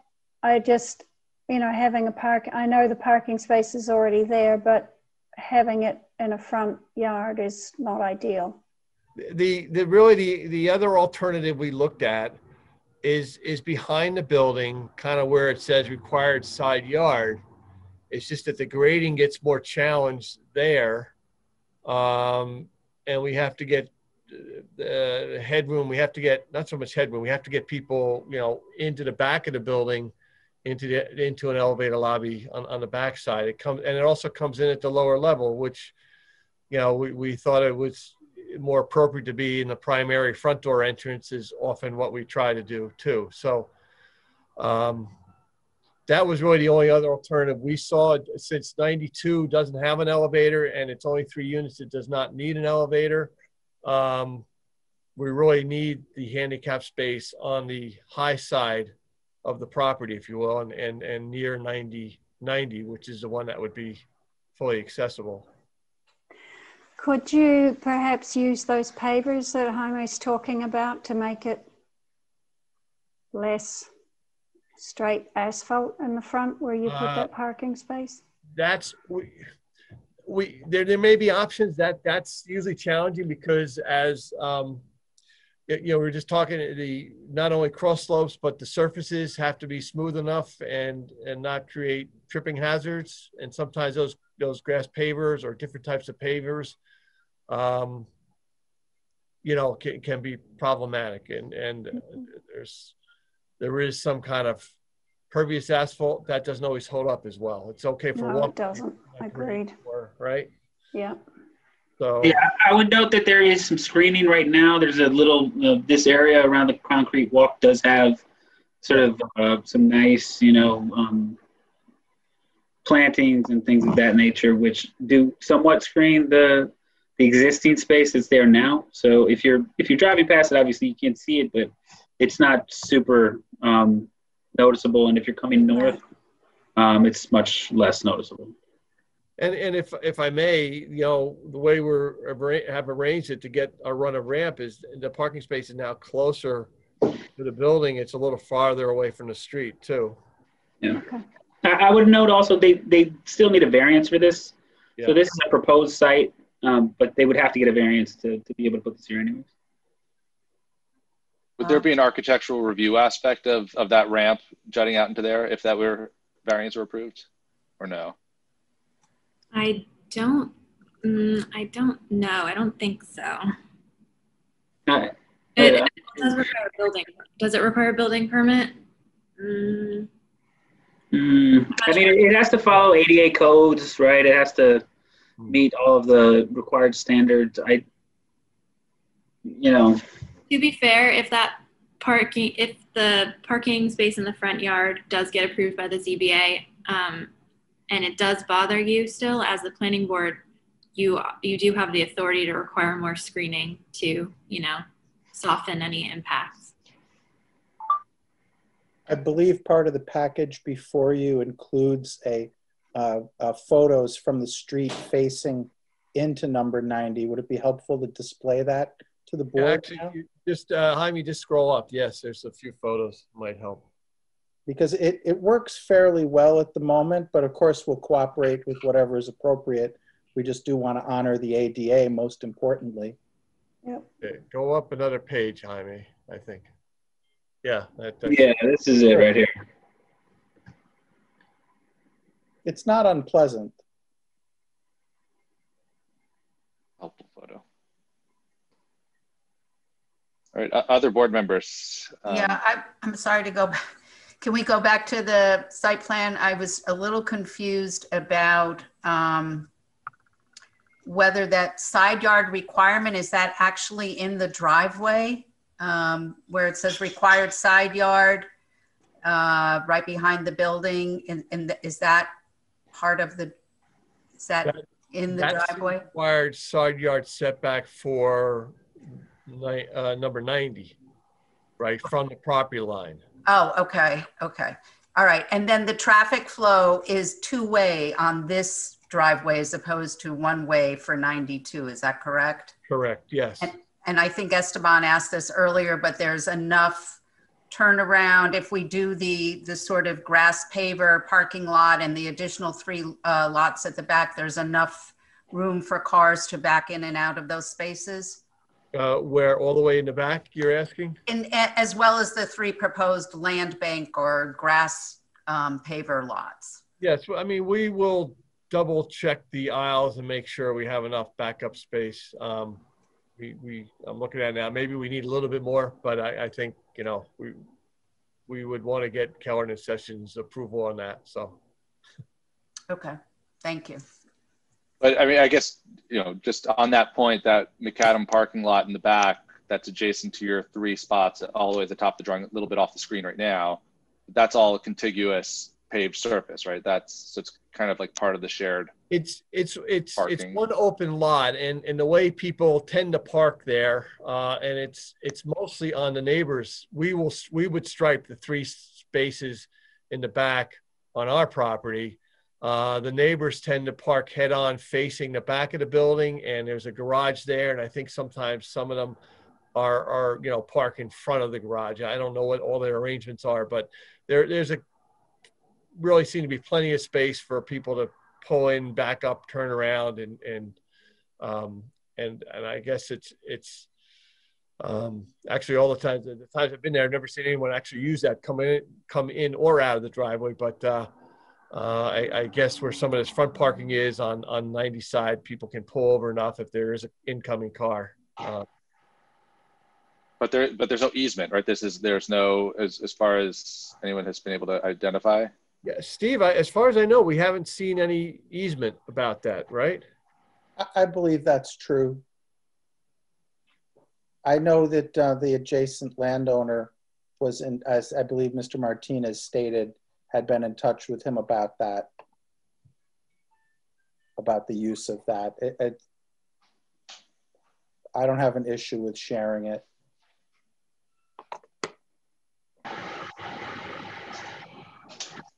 There's really no change proposed to how it's being operated now between the proposed residential property and the recently renovated property immediately to the north with the shared driveway.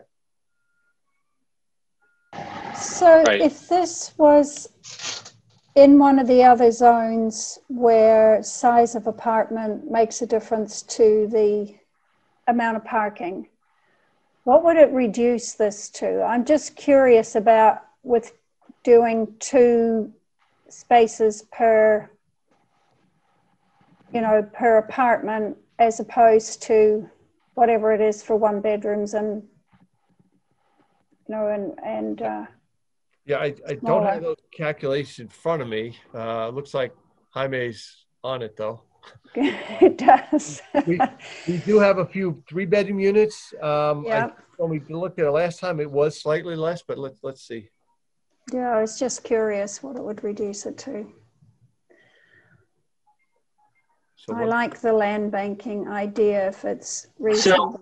So in a PC, as you can see here, in a PC, NC1, NC2 district, GB, GCD, OR, and IR districts, 1.25 spaces for an efficiency or studio, 1.5 spaces for a 1-bedroom, 2 spaces for units of 2-bedroom.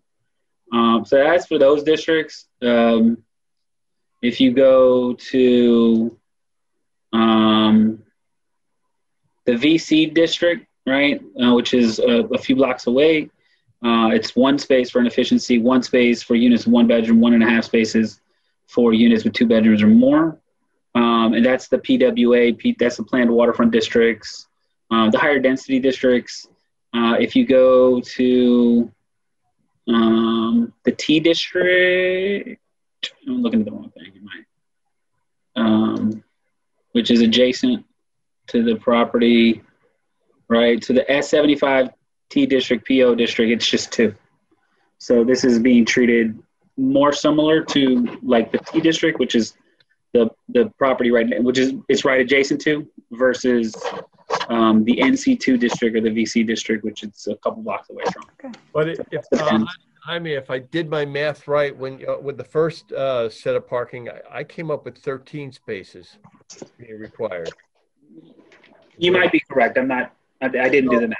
It would be less. To answer, is it Nina? Yeah. Yeah, okay. I think so. Yep. Yeah, I mean, yeah. And I was going to ask how many 1-bedrooms and studios you had, but if 13 was the number that you came up with the lesser. We have 1 studio, 5 1-bedrooms, 2 2-bedrooms. Oh no, I take that back. I did add in that. Yeah. No, it's about 17. That's why it looks like 17 space. So a few spaces left, and I guess that's how we got around to the three parking spaces, suggesting. Yeah. Yeah, 4, 8. All right. And which also speaks to the kind of the question of whether the land banking might be appropriate, kind of given all the circumstances, just to preserve some of the green space. Yeah, I want to mention there is one quirk about this that we have not talked about. These are 2 separate lots and 2 separate buildings. The application is in front of you as if it's a single site, and so it's important that whatever approval is provided, now obviously not today, but if there is an approval granted down the road, it would be for the site as a whole, which includes both buildings, because the parking is primarily located on one lot where one building exists and not on the other. So that would certainly affect it if down the road these parcels were separated by two different owners. That would create a parking issue. So you may want to consider whether or not these lots should be merged in order to prevent that issue from happening in the future. I thought the applicant said at the beginning that there was a plan to merge the lots. Did I hear that correctly? That is the plan, yes. Okay, I'm sorry, I must have missed that. I apologize. Okay.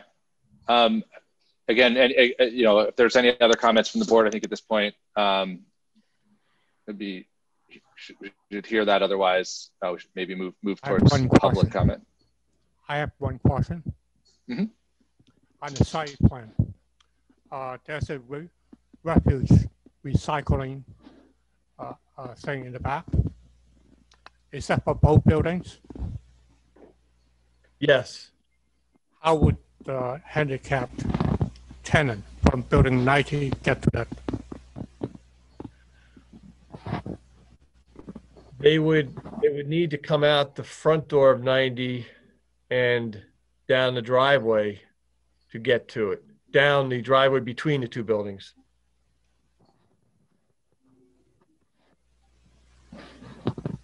It's a good question. You need to look at that. Seth, before we move to public comment, don't we want to hear from the applicant about their plans for the units or not? Yeah, I think we should look through those drawings and understand what's going on interior. Okay.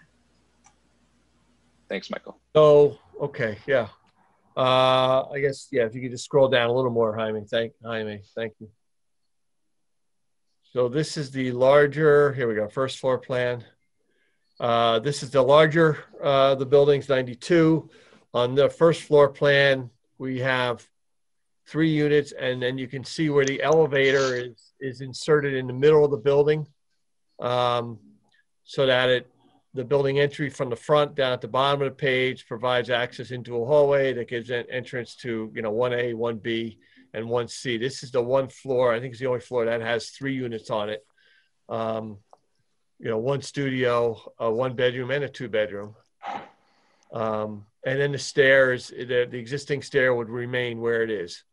And if we go up to the next floor, and interrupt me if anyone has a question, please don't hesitate. I thought you heard you reference 92. This is number 90. You're right. Sorry, Steve. Correct. This is the northernmost property. This is the larger one, yes. I was actually just going to ask on that prior plan, because that main entrance just coming off of the North Highland side, right? But the parking is kind of actually is similar to the question about the refuse. But does that staircase goes down to is there a basement level? There is a basement level which opens out in the back as well. And would that presumably be the main entrance that people would be using? Because you're not like walking all the way around the building. Is that drawn here, or is that? That would be often used by people that would park in the 92 lot, and would walk up. There's some steps in the back. You can kind of see it on the site plan at the back of the 90 building. It shows on the site plan, but that, and I think we put our basement level after the second floor. Okay. Now you keep scrolling down.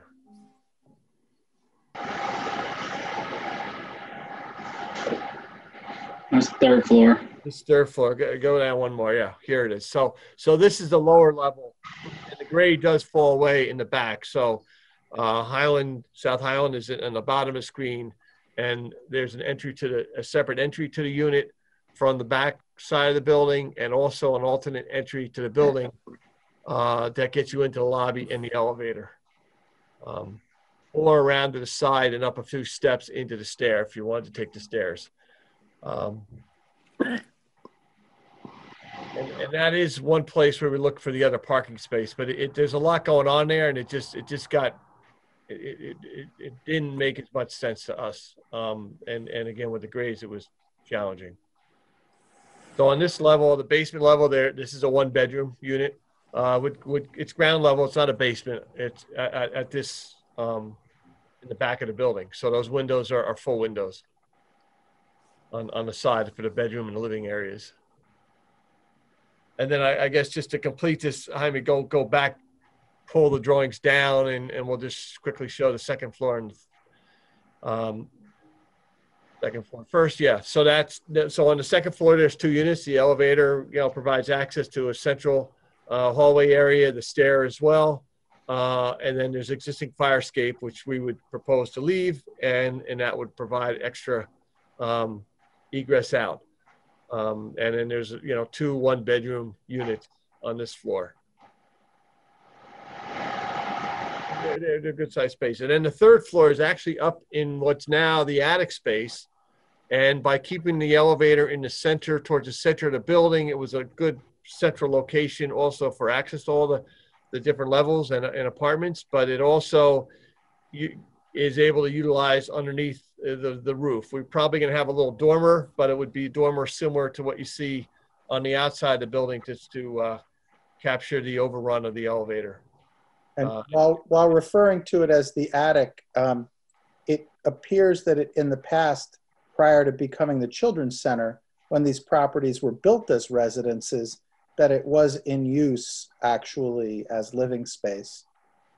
Yes, it definitely. There's still some wallpaper on some of the walls, and it was probably caretaker space or something like that. But yep, some nice views out from those windows too. Is the building going to be sprinklered, or is it already? This building will have to be sprinklered and will be sprinklered. The other building, 92, is already sprinklered. Does the fire escape reach up to this level? No, and it actually doesn't need to. With the sprinkler system and the stair that's there, we don't need that extra, by our code analysis, we don't need the extra fire escape. We don't really even need it on the second floor, but we didn't see a reason to take it away.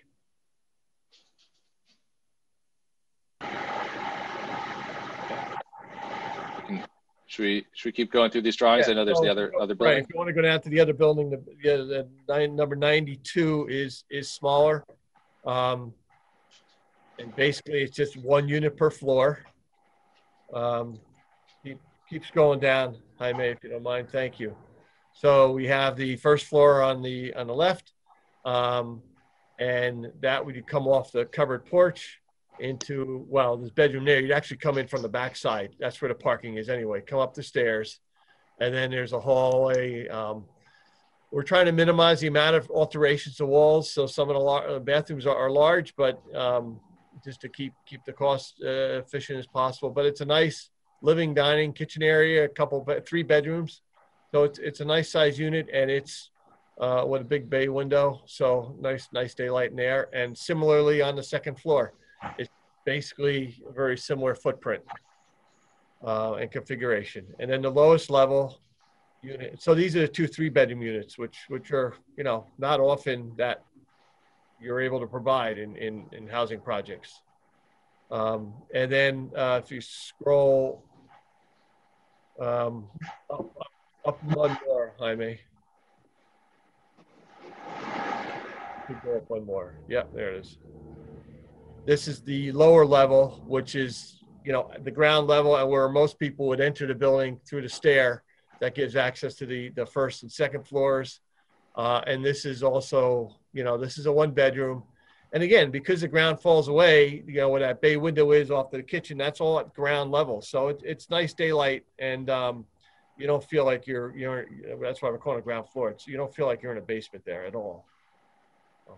I'm not seeing any closets in any of the bedrooms. I mean, is that just omitted on the drawings, or there aren't going to be any? We didn't get to that level of detail yet.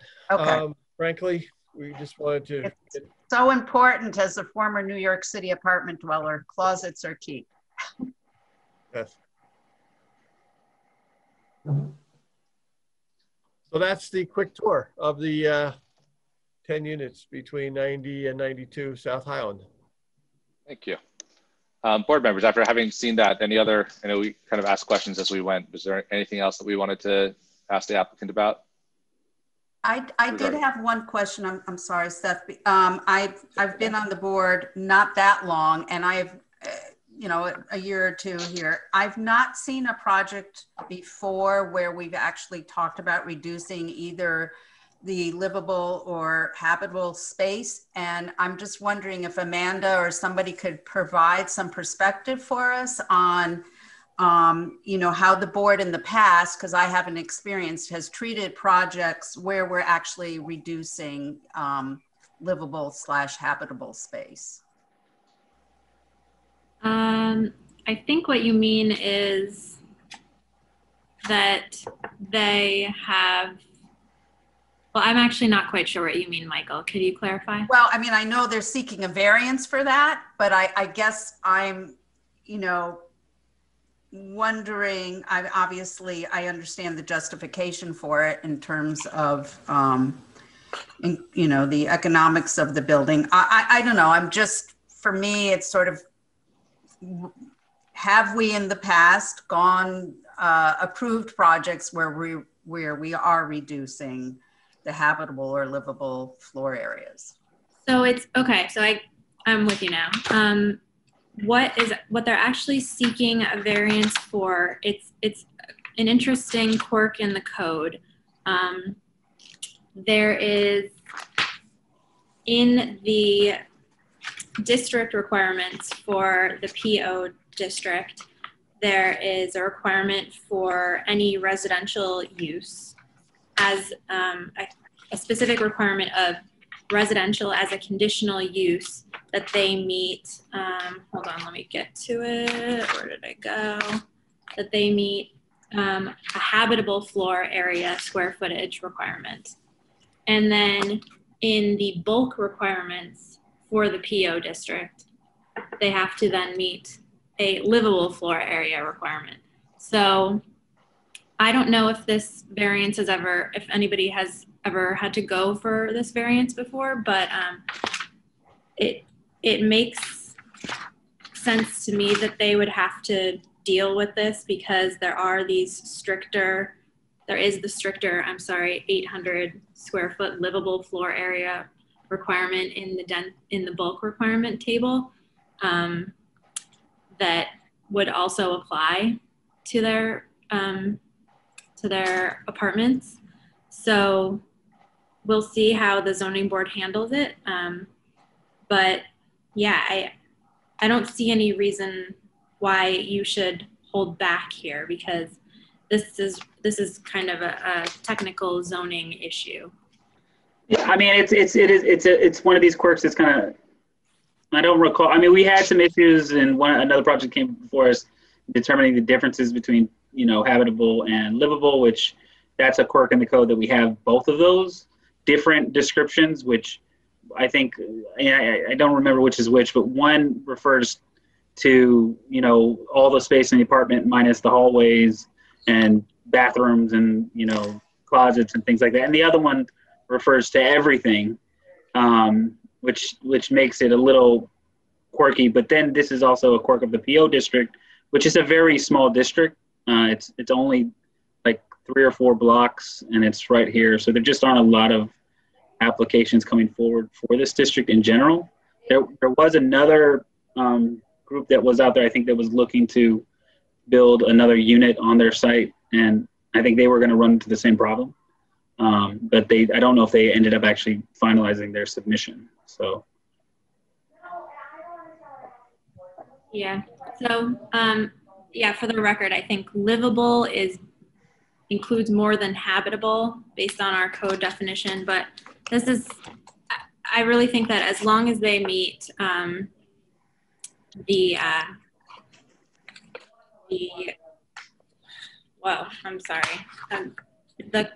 conditional use requirements for your purposes, that's really the most important consideration. Thank you, Amanda. Yep. Very good. All right. Anything else on that? That's a good question. If no other board members have any comments, I think now would be the time to open this up. I don't know if there's anybody here from the public, but if we could have a motion to open public comment. Nina Aaron, motion to open for public comment. And a second. Michael Aronson, second. And without objection, it's unanimously approved. So can we, is there anybody here from the public who wants to speak to this application? There are. All right, so let's get out. I would just remind anybody, if you're coming to speak here, just to announce yourself, say your name clearly for the record, and I guess name and address, and then we go from there. All right, we have Nora Williams. Nora, if you could unmute yourself. Yes, I'm here. Go ahead, you can speak. Yes, so I'm Nora Williams of 23 Everett Avenue. If you can look, my house runs adjacent to the driveway that exits behind 92 onto Everett Avenue. I have a couple of issues with that. When it was the children's center, there was always an issue with the recycle area due to the fact that the garbage trucks could not enter on South Highland due to the tank that's in the parking lot. So they had to back into Everett Avenue to get to the recycling bins and such, always causing an issue, especially on days where there were a lot of people parked on Everett Avenue. They would have to literally leave the garbage till the next week, and I have pictures of this, and the garbage would accumulate for weeks, depending on if they can get in or not. I don't know, how do you guys plan to take care of that? Because my house, literally, I'm the one that doesn't have the fence. My steps literally run into the driveway. Yeah. Does the applicant want to, Amanda, is that, yeah, just in terms of how this works, the applicant can speak to that question. I think it was directed at the applicant. Sure, if you want to direct them to answer, yeah. I mean, typically these are comments to the board and you can handle them however you want to. Okay. Yeah. Okay. Does do any board members have any, first of all, I appreciate the feedback, and we'll certainly take that into consideration as we kind of move forward with our review. Also besides that too, it's a highly, the area that we live in, it's a highly residential area with a lot of kids. Just as far as safety, if you've ever had your children at the children's center and you're coming out the exit onto Everett Avenue, there's always been a speed issue with cars, which makes it very unsafe. How would they mitigate that issue as well? There's just certain areas where it being a residential exit has become an issue for the residents of Everett Avenue. Thank you. All right. Do you have any other? Again, so we'll take notes of all of these kind of concerns, and I know this is just the beginning of this process, so we'll take all of this into account as we kind of comment back to the applicant. Do you have any other comments here? Will I have a further chance to speak on this again, or will somebody reply back, or are we just going to leave it as is? So this, do you want to go ahead, Seth? I'm sorry. No, I mean, this application, this is the beginning of this process. There will be further meetings on this point, and every time we have a meeting here, there will be a chance for you and the public to comment. And there will be kind of different steps along the way. I don't know, Jaime, if you want to be more specific. Yeah, I just kind of wanted to reiterate, this application needs an approval not just from this board for a conditional use, but we'll also need in order to move forward, to go to the zoning board, get a variance there. The process, the way that it works, the planning board opens up the discussions. We'll have to refer this application out to the zoning board. The zoning board will have to render their decision. And after that decision is rendered, then the planning board can take the matter back up. So at a minimum, this project will be, coming back next month for more decisions. There is the open question right now, I think, of whether this is a type 2 or an unlisted action. If it's determined that this is an unlisted action, then it would also go to the EAC as well. If it's determined that it's a type 2, then it would not be required to go to the EAC. So if it does go to the EAC, that would be a third board that it would have to go through. likely meaning that this would have to come forward not just next month, but the month after that as well. So it depends on I think the disposition of it at the end of today's meeting, but certainly at a minimum, you will have an opportunity to ask your questions today.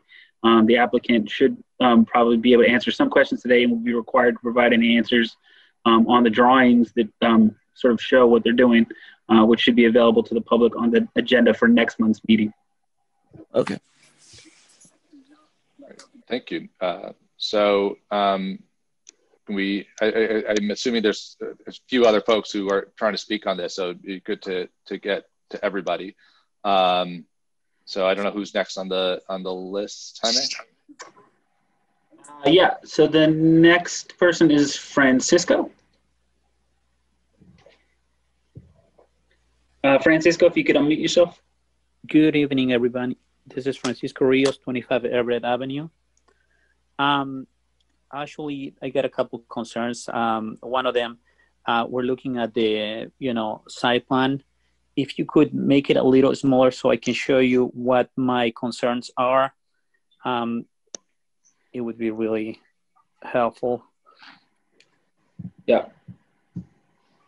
Well, my issue with the parking lot is actually addressing the water issue. The fact that they're also going to remove the rubberized playground, even though it wasn't helpful before, it actually helped water run faster. I'm sure 23 Everett and 25 Everett share the same problem, as most of the water that comes through the driveway, starting from the entrance, goes mainly to the back of 25 and 23 Everett. In my case, if you actually see the corner closer to the house, actually, if you make it just a little smaller, you might be able actually to see it. There is a little bit of an edge there, maybe about 3 to 4 feet. Most of the water that comes through the driveway goes right next to my house, and whatever overflows, it goes right behind 25 and 23 Everett. If they are actually going to remove the rubberized playground, I would definitely like to see some kind of regrading on the parking lot, or at least if they could add, maybe a little bit of pavement, so that way they can direct the water towards, the end of the driveway, so that way it can exit somewhere. Otherwise, with the proposal of removing the playground, the situation is even going to get a lot worse. The other issue I have is that the fencing that is separating my house and the parking lot, obviously it's been damaged many times when they come in and remove the snow. Obviously this is a big parking area, and these trucks, they usually come in and push the snow against the fence. This fence has been damaged again numerous occasions. No action was taken by the Children's Center before, even though I had complained to them in the past. My concern is that now that they had actually removed the old fence they used to have there, are they going to do anything to prevent this from happening again? And the other issue would be the security portion of that. By not having or keeping a fence, how are they going to, prevent, people from, just walking across both property lines? And lastly, as the neighbor, had an issue with, there is high traffic normally coming out of that driveway. I would definitely think that the traffic is gonna increase. The issue in the parking spaces on Everett is already very, very difficult, and I think it's just gonna get a lot worse. Are they planning on, obviously they have this idea of having a couple parking spaces on the other side on the 90 property. Obviously they should definitely consider expanding that, because the issue with parking is already very, very difficult to find a parking space on Everett. Thank you. I actually have a question about what you're asking. Is there a section of fence that's being shown here that's missing, or is there fencing that's been removed from the site recently? Is that? Yes. And I don't know if the applicant can maybe even answer, speak to that. If there's along the driveway, if there's any fencing that was there or is being replaced as part of this work. I know that we only looked at existing fencing at this point. Yeah, I'm trying to follow too and taking notes. I'm not sure I fully understand the issues or questions, but we can certainly take a look at it firsthand, right? Okay. I'm also not. I guess I'm trying to understand if we're taking away impervious surface, the asphalt, then there should be lawn, which would absorb more of that. Should be less water runoff coming down the driveway. Again, if I'm understanding it, I don't want to jump because I'm not sure I quite understand where the water problems are now and where they may be getting. Concern is that they would be getting worse, not better. Yeah. I'm Part not of the really sure review. if you could still hear me. Go ahead. Yeah, I mean, again, if you go back to the plans, the site plans, right behind the, one of the buildings, and right next to parking lot number 7, you can actually see where the, my property starts right on that corner, right next to parking lot number 7 behind building number 92. That is where most of the water comes in. You can see that they're gonna remove the rubberized playground. If they do that, most of the water will stay there. The issue with water, in my case especially, that water goes straight to my basement every time it rains a lot. At least the rubberized playground makes it so it goes faster. It runs through property. What is that property on the corner? 94 South Highland. It's actually almost like is a little river running, water through it every time it rains. I remember having the same discussion when this property was, went for approval. They were supposed to leave 10 feet of space between my property and the parking lot. That never happened. And I'm worried that after this plan gets approved, nothing will happen to the water issue again. And I think, this is the best time probably to ask them to regrade the parking lot, or at least give us some kind of solution in terms of the water issue we have. I think they got to get to, on that corner, right next to, parking lot number 7. That is mostly where all the water goes. That is right next to my house. And thanks, Francisco. And I'm hearing all of these concerns. And especially regarding the drainage, I just, also want just to kind of reassure you that we do have, the village has an engineering who's looking carefully at all of these items, and they're on this call and they're listening to this. So, we're making sure that we'll make sure that the village is aware of and attentive to this. One of the points of this project, and by removing the impervious materials, is to improve the drainage situation here. So, if this is all done the way that it should, this should actually, improve the situation. That's part of what this plan is aiming to do. But thank you very much for those comments.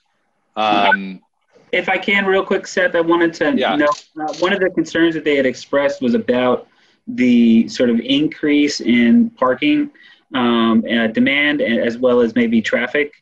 Because of the conversion from a commercial use to a residential use. I think that, generally it's pretty much generally accepted that is not the case, that if you take the identical footprint and turn it from a sort of active commercial use or something like this, a school, and turn it into a residential use, that it'll actually decrease it. But I think it would be helpful if the applicant could supply maybe a letter showing the difference in the parking demands. And that we could have that reviewed by our engineer to see whether or not that conforms to standard practice. Thanks, Jaime. Yep. Seth, I think Esteban and Eric were both raising their hands before. Okay. Sorry to interrupt. No, please, thank you. I didn't notice that. So, I mean, Esteban, do you want to, or Esteban, do you want to just go first? Can you zoom into the site plan? I want to see the existing grades there. I don't know if it's listed on the plan. No, the site plan itself. Site plan itself. Do you remember which page? No, it's the first. It's the first page. The first page where you see both properties.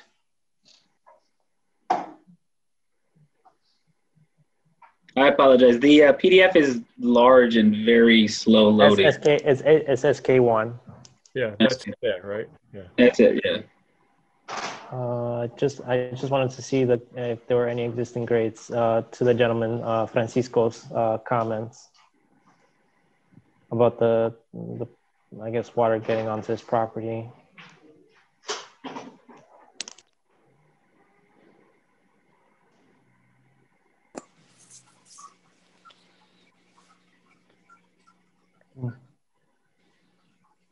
Can you zoom? Can you go up a little bit? Sorry, I'm hiding me.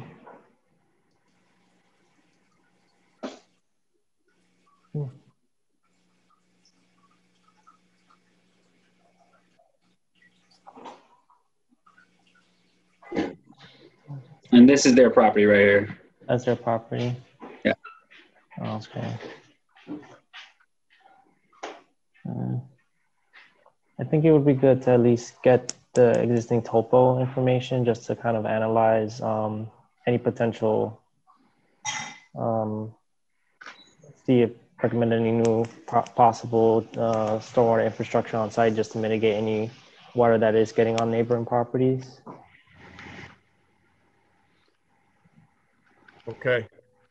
If I may, you can see from the street photography that the property a little bit descends in grade from South Highland Avenue as you go backward, as you go to the west and down behind the property, so that precisely the area immediately to the south of number 90 that is scheduled and proposed to have the impervious surface removed and be returned to a pervious surface is precisely the area that is closest and would, I presume, have water running toward the corner, which is best indicated, as Mr. Reyes said, by approximately that use of the numeral 7 there. So we do hope and expect that we think this is already a planned improvement, though we were not aware of Mr. Reyes' comment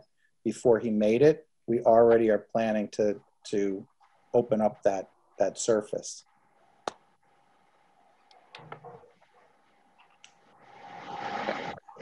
Eric Talbot, did you have a comment? Yes, thank you.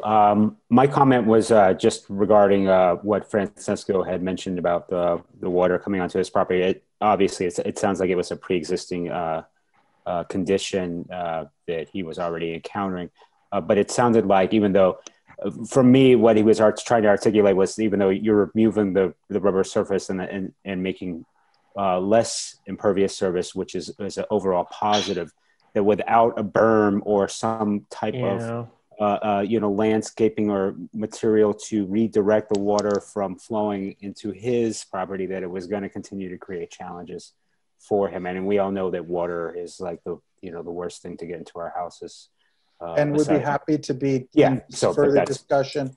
I'm sorry, I didn't mean to interrupt. We'd be happy to be in further discussion on all the comments with the professional staff, as well as taking heed of the comments to be available to respond to some of them at a future meeting.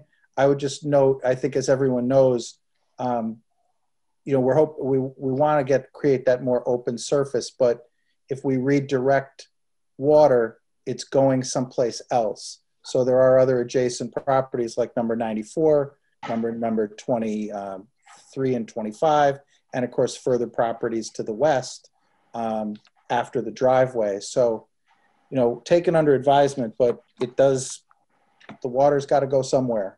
Of course, but I think that the requirement is, though, that we try to maintain stormwater on, obviously, like topography is topography, but I think when it's coming off of, when it's impacting our neighbors, that we do have to to consider ways to mitigate that. Obviously, water is going to, pass on to other properties, but he's raising the issue in a very reasonable manner. So that's only my thing. Is I just wanted to say that I thought that he's not looking for a big fix here. We're looking for some sort of workaround to mitigate damage to his own property. And the other thing that I was just going to respond to was the first commenter who spoke. I think was she from 25 Everett about the garbage? 23.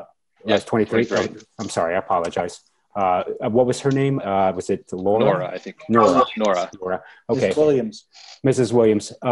Yeah, no, as just looking at some pictures on Google Earth while we were talking, I could see what she meant. It is a rather narrow driveway. I don't exactly know how large garbage trucks are in terms of width. It's a 12-foot driveway. And I was looking at the front of the driveway to see how it turns in. It appears there is enough room for there as long as, the parking is adequate. So I think that would just be a good thing to take into consideration. Will that turning radius be able to be accomplished? Will that continue to create, any sort of issues for the neighborhood in terms of refuse, in terms of accessibility and circulation?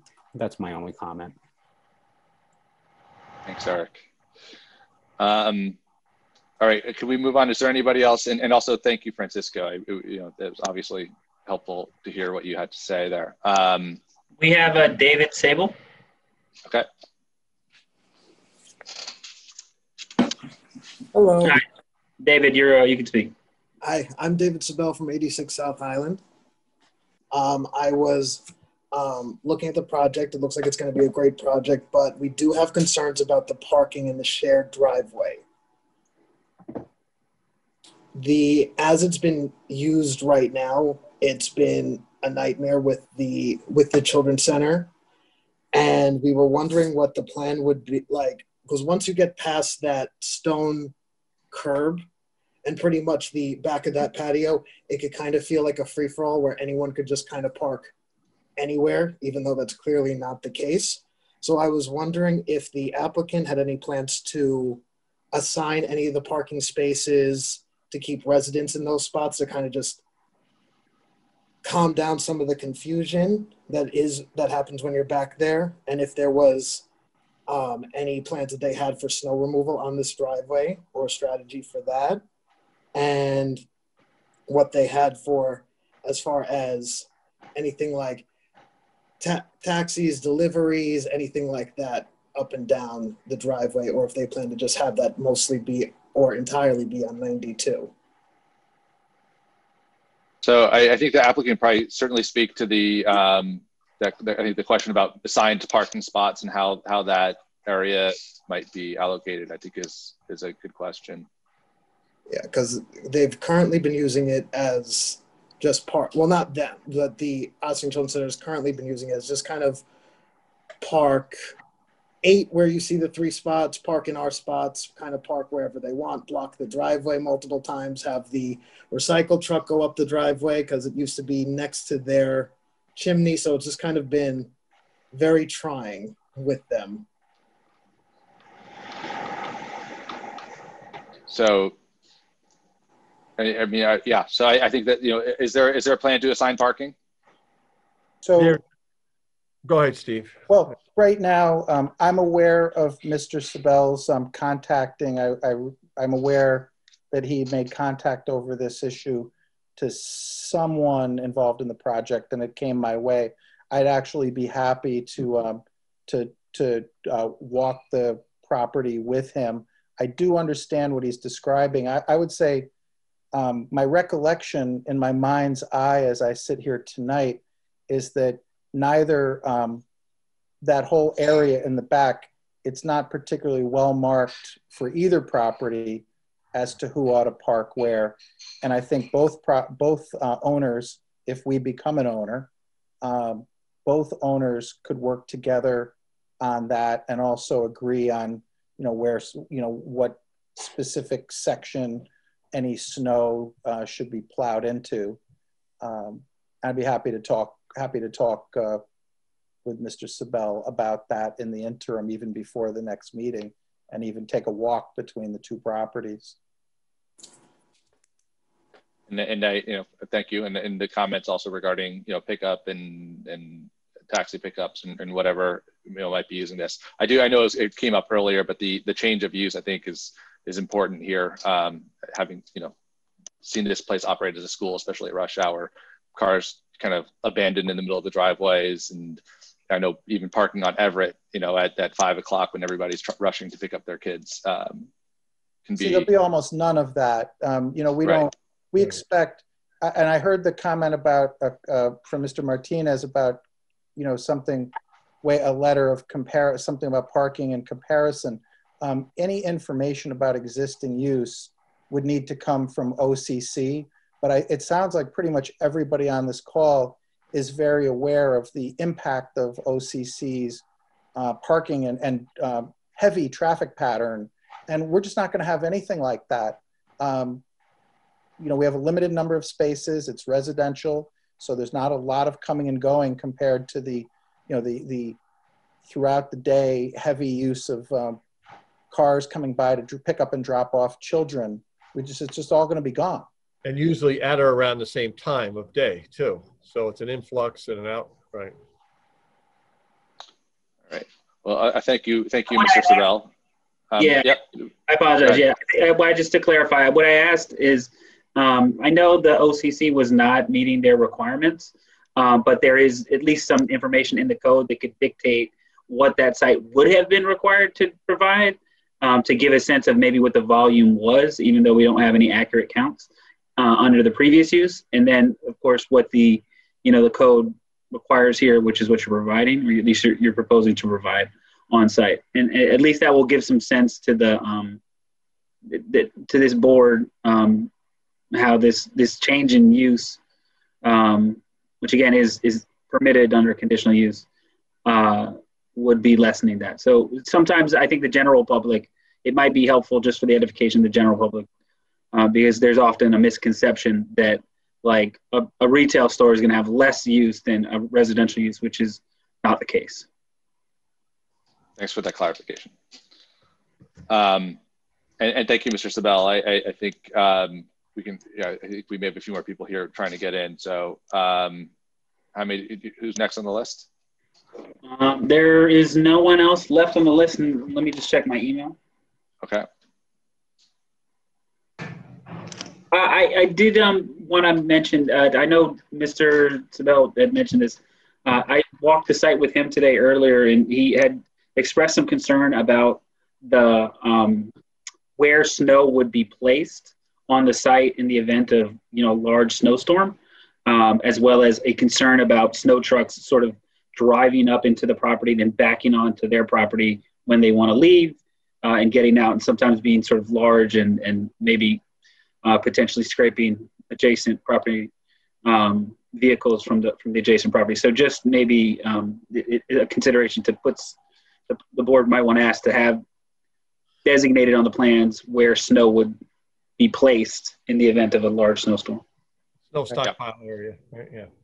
Right, and perhaps there's a spot, again, I will reach out to Mr. Sabel, because given the shared nature of the driveway, perhaps we can arrive at an appropriate spot for the shared snow as well.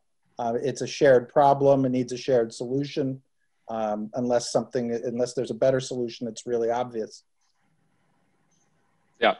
I mean, it's come up, again and again over the, this conversation, kind of issues, complications arising from this kind of shared configuration, and nothing apparently really governing how that works. So I think having that resolved as part of this site plan is really, really important.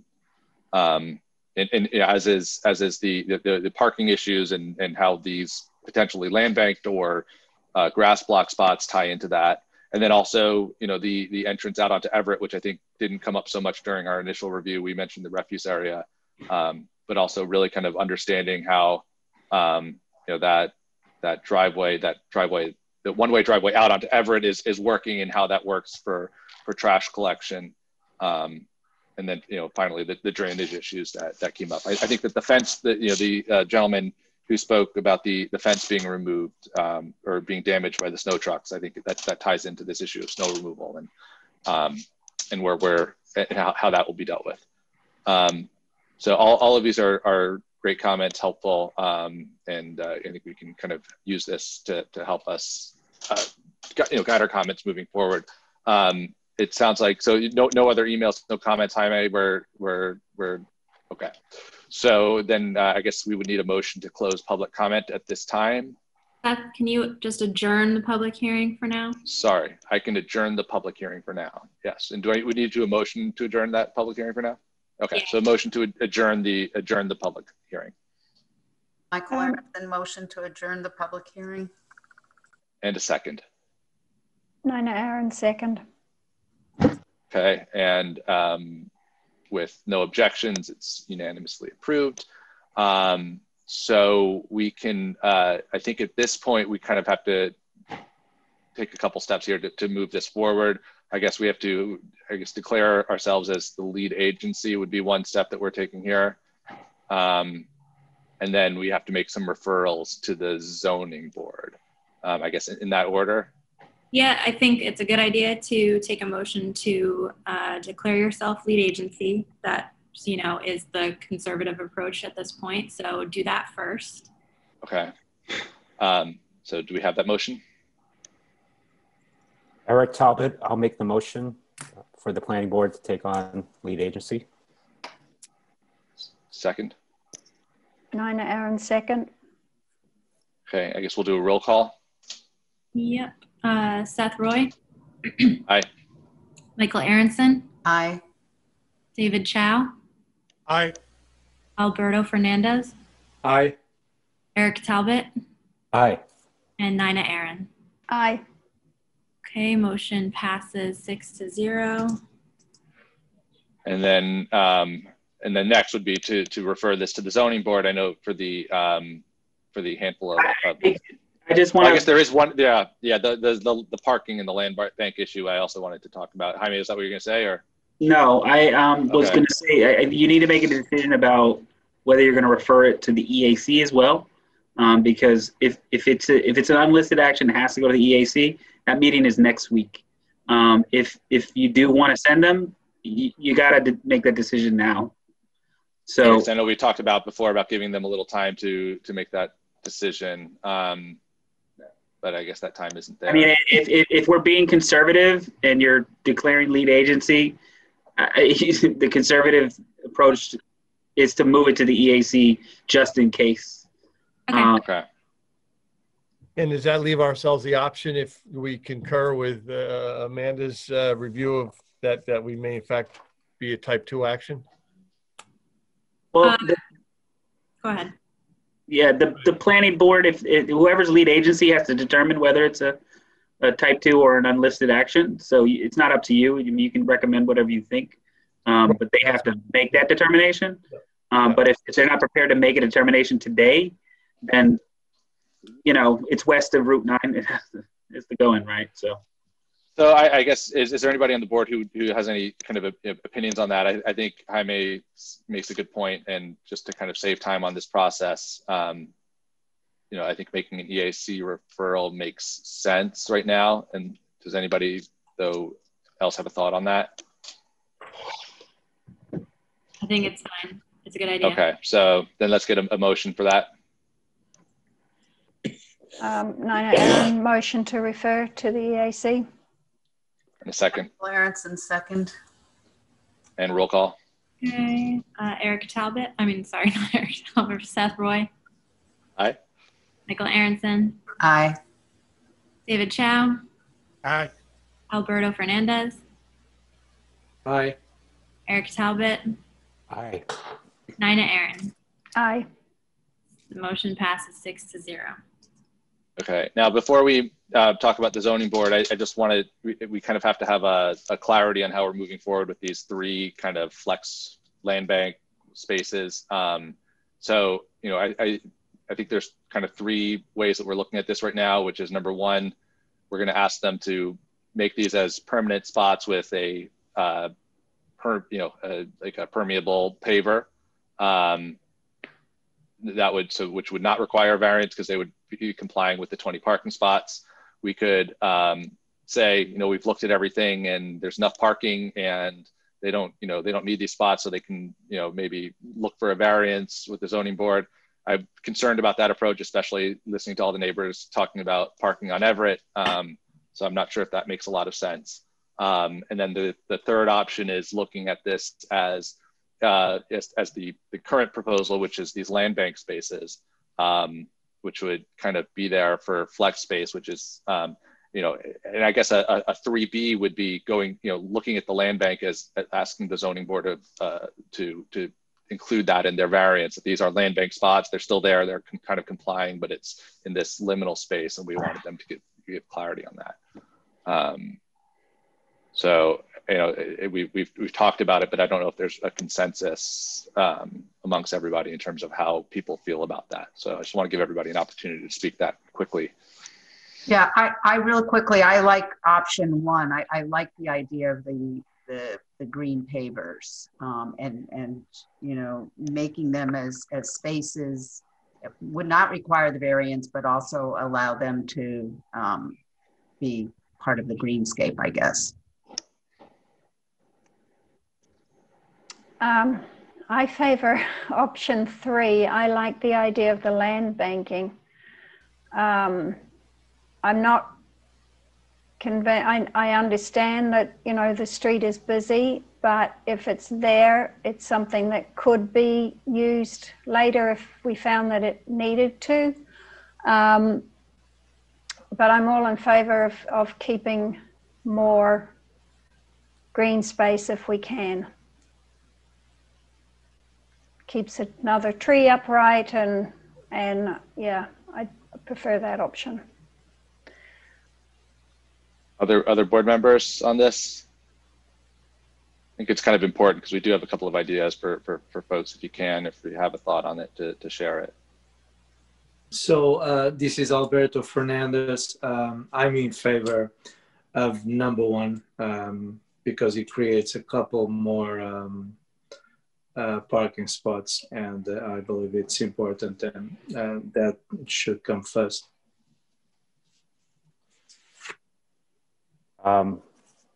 This is Eric Talbot speaking. I believe that option 1 sounds like the most prudent way, given that you'll still retain the permeability of the soil, and so you won't, you know, incur additional, not the type of runoff that you would from a paved surface, and it gives you a little bit of that flexibility, because I know as myself, sometimes you have a friend over or something, or a family member visiting. It's nice to have a little bit of flexibility with parking. Obviously, you know, we're a car-based society, whether we enjoy that aspect of our lives or not.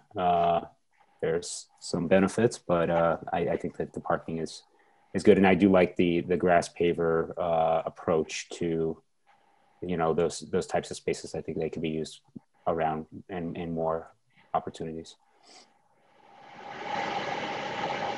All right.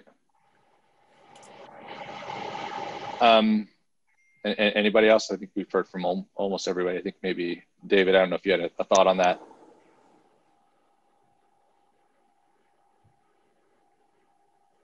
David Chow, I think we have any, either way is good for me. Okay. So I guess you know, and regardless, I know we've had a lot of, you know, the paver seems like the best idea, but we don't even need to decide on that right now. Just as far as referral to the zoning board, it looks like that would not be actually either option 1 or the land bank. That's not a zoning board issue. So I guess we can make a motion then to refer. I don't know if Jaime or Amanda, you could just read out the zoning. Just it's been a while since we were at it. Just the zoning board issues that we need to refer. Yeah, I can pull up the referral. Okay, thank you, Jaime.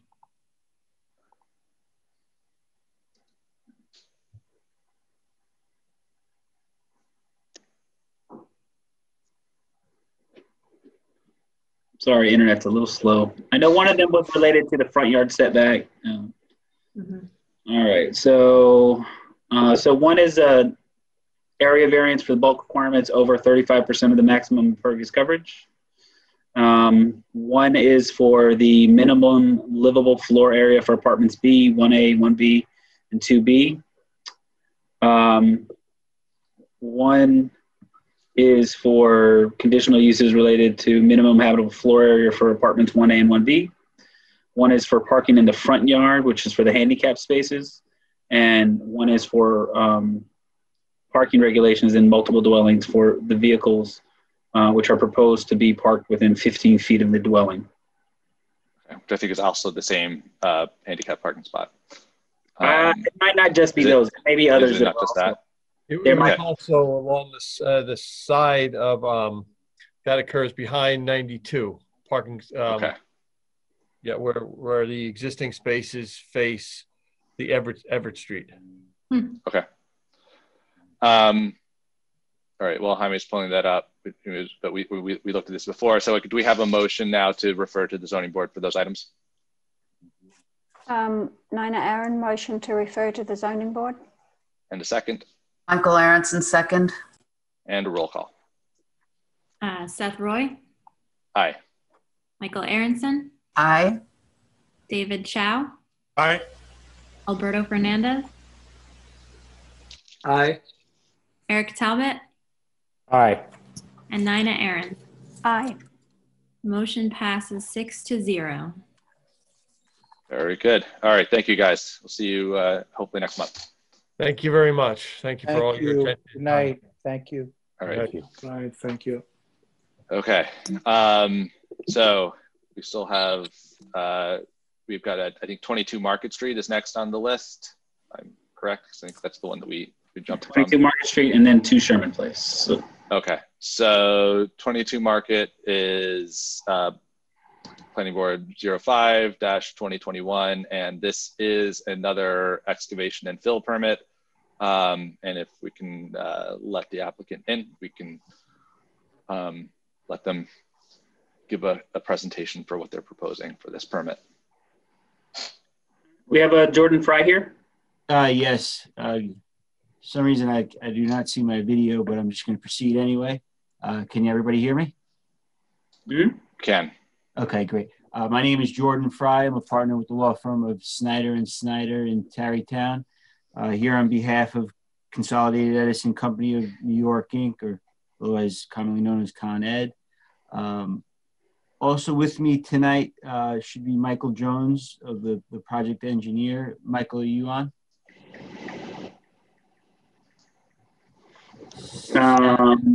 Michael. Hold on. I see somebody in the in the other room. Is it Mike Bonfiglio or Michael Jones? MC Jones. MC Jones. All right, there we go. Okay, great. And I got my video up. Okay, good. Great. So I'll just continue on. Alex Medina of Con Ed may also be on. I'm not sure if you see him in the waiting room as well, but I'll if you can, Jaime, let him in if he does raise his hand. So this is with respect to Con Ed's demolition work over at 22 Market Street in the village.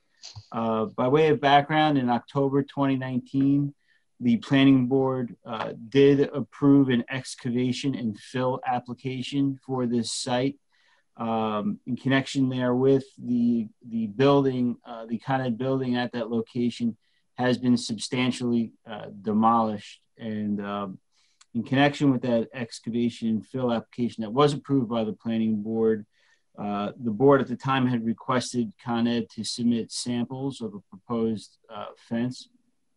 So now that the majority of the demolition is complete, Con Ed has submitted a sample photo of a proposed perma-hedge fence. One item of clarification, it's Con Ed's position that the approval has not expired for the excavation and fill application, since the sample was just submitted and an actual permit has not been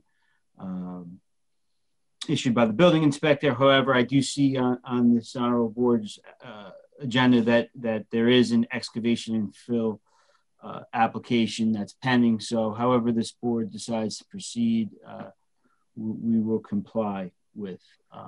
But that's the story. We're kind of, it's up to the portion of the demo work where the excavation and fill needs to begin.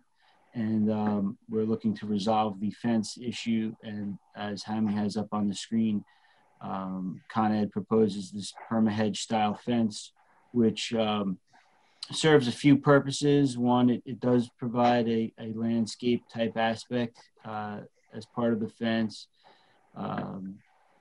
Two, obviously, it does provide screening for which will be a vacant lot for the time being. Thank you. Go ahead. I don't mind, just that I could clarify. The applicant indicated that they have taken issue with the fact that about the expiration of the permit. It's my understanding that the building department deems the planning board having approved an application for an excavation and fill permit as the issuance of the permit. That's the past practice. That's my understanding. Hence why this applicant is back before you requesting that the board issue a new excavation and fill permit, and not that they're requesting renewal of their excavation and fill permit. So just for clarification, that's why we're here tonight. Okay.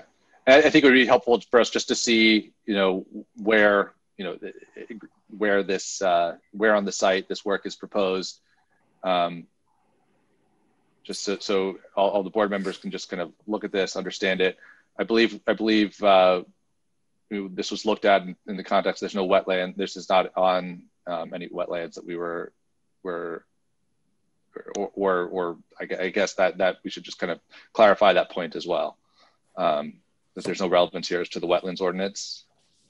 Yeah, so this project does have, not this project, but this site, there's a portion of it on the southern end that is in the wetlands 100-foot check zone. It's not in a buffer, it's in the 100-foot check zone.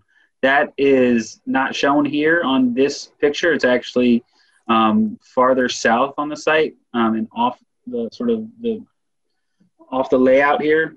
So the proposed area where the work is set to be done is not near that check zone. So it doesn't, it wouldn't apply to the wetlands ordinance in this time. Right. So while part of the site is within the check zone, the work area is contained at a significant distance off of that check zone.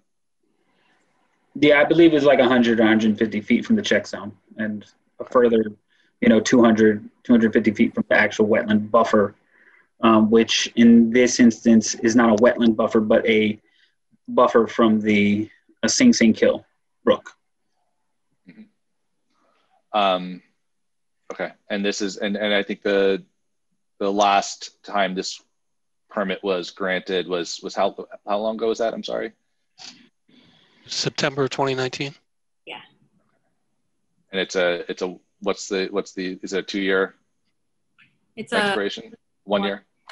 Yeah. Sorry, 1 year. That would make sense. Okay. Any comments from the board or questions?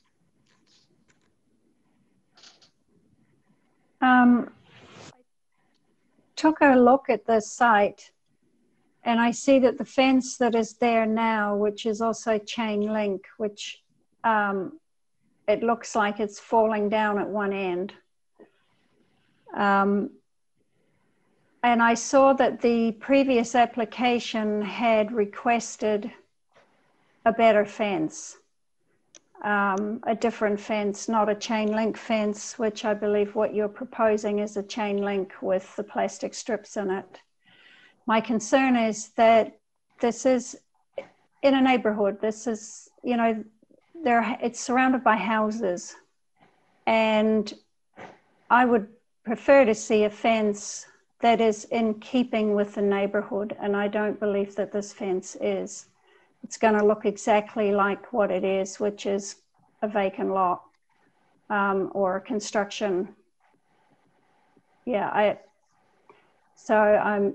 I'm not in favor of the choice of fence. And my other concern is I don't know how long you're planning to leave this as a vacant lot, but what's going to be done in terms of the upkeep. I saw that you're looking to plant fescue, I believe. So just, you know, how is it going to be kept clean and tidy? Are you looking to mow? What are you doing about any trash that blows in there, that sort of thing, just for the neighborhood? Sure. So the proposed fence is different than the existing chain link fence in that the proposed fence incorporates perma-hedge. So it's not privacy slats, it's actually, you know, perma-hedge style. So it would be a much nicer feel than the existing fence. And, you know, the other option of a fence that you can think of is a vinyl style. However, the issue with the vinyl style fence is one, you know, to the extent that there's any sort of graffiti that's, you know, an issue with vinyl fences that we incurred in the past, perma-hedge not so much. Two, you know, for security purposes, you know, the vinyl, you can't see through it at all. Not that the perma-hedge you can really, you know, you wouldn't really be able to see through the lot, but there is some, you know, visibility to the extent required. So that's why Con Edison opted for the perma-hedge style. So, and again, which does incorporate some sort of, you know, vegetation, you know, feel. So that was the reasoning for that proposed fence. And, you know, there was a site visit that did occur, you know, approximately a year ago. And it's my understanding that, you know, was discussed. So that's the reasoning for the perma-hedge proposed fence. The board wants to, I'm not sure if any other members of the board have any issue with that style fence. So feel free, if you don't mind, to comment. But that's the reason for the proposed perma-hedge. I don't know. Are there any board members now that were present when this was first reviewed? I don't know. Yeah, if there are. I was, but my memory is really failing me on this. I would say that I do share Nina's concerns about the maintenance of the lot, and I've never seen a perma-hedge fence before, but it's reminding me a little bit of artificial Christmas tree, and I don't know what the alternative would be, but I'm not finding it particularly compelling. Okay, can I ask the board, you know, we could probably also propose, you know, a vinyl fence, which again, you know, there are two issues with the vinyl fence, or really three. There's any particular risk of graffiti, can't see through it. And also, it's my understanding from fence contractors, because we've kind of has inquired, that there's a very long lead time due to the coronavirus pandemic. So if I could ask the board, what potentially what we could do is provide another sample, perhaps, of the vinyl style fence. But I'm wondering if maybe the board, because the building demolition is like 99% complete at this point, and it's time to secure the remaining wall that exists, is perhaps would the board entertain Con Edison moving forward with approving the application with the condition that the fence issues still be resolved? Perhaps we can come back with the vinyl style, and the board can make a decision on that. But kind of can still complete its work because the backfill is still it's already on the site. And that's correct. What Jordan is saying is that there is an actual structural concern with leaving that wall that currently has a void behind it without fill supporting it with Market Street right next to the site. So that should be backfilled as soon as practicable. I guess I can ask Amanda or Jaime. I mean, as far I know, the last time this came across the planning board, it was approved as a excavation and fill permit with this condition. Is there, do you see a problem with us doing the same thing? I think it's the same question that the board struggled with last time, which is how is this fence going to go up, which is I think separable a little. It seems to me to be separable from the actually cutting and filling the soil. I think it's probably a good idea to make it a condition of the approval, especially if there are structural issues that need to be addressed sooner rather than later. So, it's past practice of the board. You could go ahead and continue in this case doing that. Okay. Any other board members want to speak to that or any other aspects of this application? Yeah, I'm fine with doing that, separating it out, making sure that, that it's safe, that it is filled. I just want to reiterate that really asking that Con Ed consider the neighborhood and the style of fence. I mean, you're giving an either or, this perma hedge or vinyl, but you could think a little more creatively about it and just make sure that you're going to be a good neighbor. Sure, we can look into other options with the understanding that as part of the condition of approval. But again, also just do know that Con Ed is also considering the neighborhood for sure, as well as security purposes and things of that nature. But your point is well taken and will be delivered to the applicant. Thank you. And I also would, Dinah's comment earlier about the maintenance of the site and the, how that the hill is going to be maintained and which is related to the neighborhood aspect of this, not it being an abandoned wasteland that's going to be an eyesore. Absolutely, it's Con Ed's property, and we'll get more information in terms of how they will monitor the site and absolutely make sure that any rubbish is removed and things of that nature. Okay. Anybody else? I mean, I think at this point I would feel comfortable moving forward with a resolution with the condition that the fencing would need to be resubmitted and approved, the fencing material, and specifically that Con Ed will look at more creative fencing options to make sure that it's in keeping, and not just a chain link versus vinyl, but that provide real options. Understood. And just for clarification, this is for council purposes. So no actual new permit from the building inspector gets issued. It's just simply your approval resolution, and Con Ed can move forward with the excavation and fill work. That is how the building inspector has interpreted it. That's my understanding. If you want to give me a call. I have no issue with that. I just want to make it clear that the board is approving the work proceed with the understanding that as a condition to this, to obviously a certificate of occupancy, that we come back and we discuss the fence and ultimately move forward as recommended. Yeah. Okay. That's what I understand the action they're going to take. Yeah, that sounds, I don't know logistically how that works out. I mean, because if there's not an actual action before the board, do they? How would that be presented to us, or?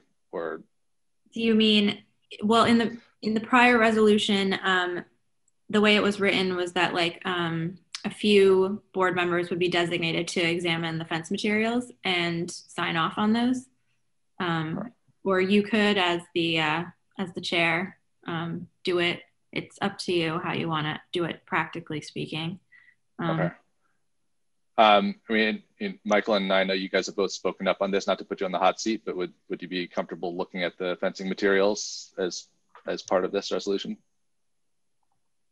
Sure. Sure, yes.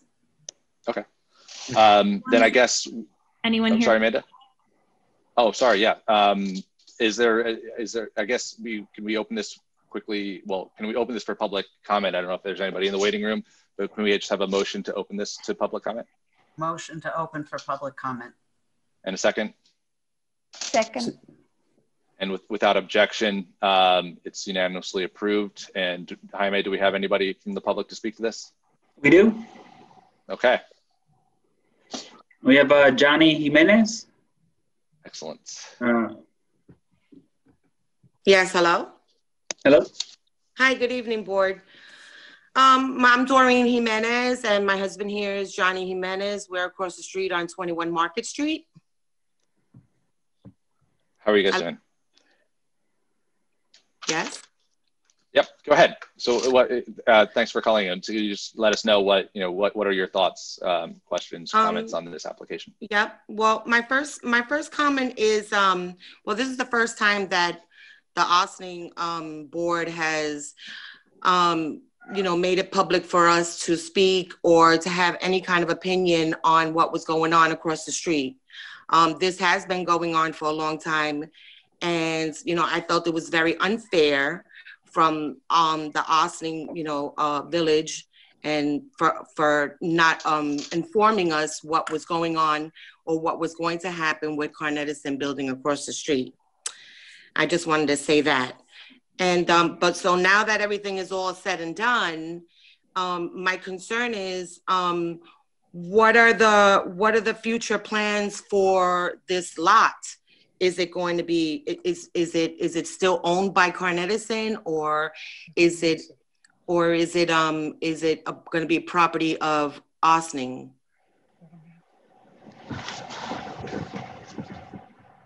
Yeah. So I mean, right now, I don't know if what we're looking at right now is an application for the cut and the fill. I don't know if Jaime, if anything has anything been submitted to the village in terms of future development for the site. No, I did speak with the attorney. They mentioned that none of that is actually being looked at right now. So it's just the sort of the demolition, excavation, and fill. They're going to put up a fence, and so I think that there is some desire to sell off the property at some point. But there's obviously no rezoning, so whatever the underlying zoning exists is all that could theoretically go there in the future.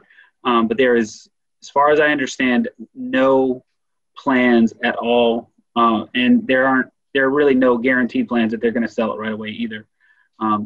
There was no determination at this point. Just that the one thing that was mentioned was that the impetus behind tearing the building down came from the village sort of requesting that the sort of eyesore be dealt with. It's been vacant for a very long time, and that the village wanted to see it taken down to remove the eyesore.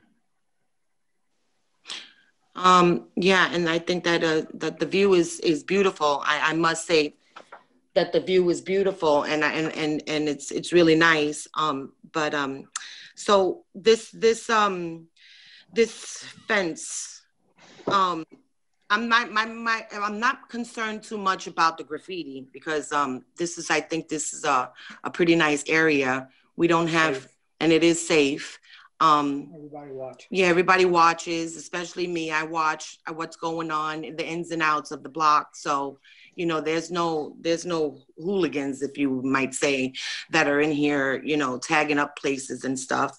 So, but I would like something nice to be put there. But how far is this fence going to be? Like, because I know there's not much of a sidewalk. And the building was right on that sidewalk. So, how far is that fence going to go back? How high? No, and how high? How far from the sidewalk, from the street to, and how high is it going to be? So per the project plans, the fence is physically going to be attached to the remaining section of the wall facing Market Street. There's about a one foot lip of the wall that's sticking up. Yes. And the current plans call for that fence to be 8 feet high. Its real objective in life is to provide security for the property, from Con Ed as the owner. Just certainly and I'm not even speaking for Con Ed right now, but, in terms of, you mentioned you enjoy the view, if we put some kind of a solid barrier there, you're not, that's going to be pretty obstructive to a view going forward. Well, anything that's 8 feet high is going to still be, no matter what you put, even if you put the one that looks like a Christmas tree. And even if you do put the, the other one, the vinyl, there's a lot of wind.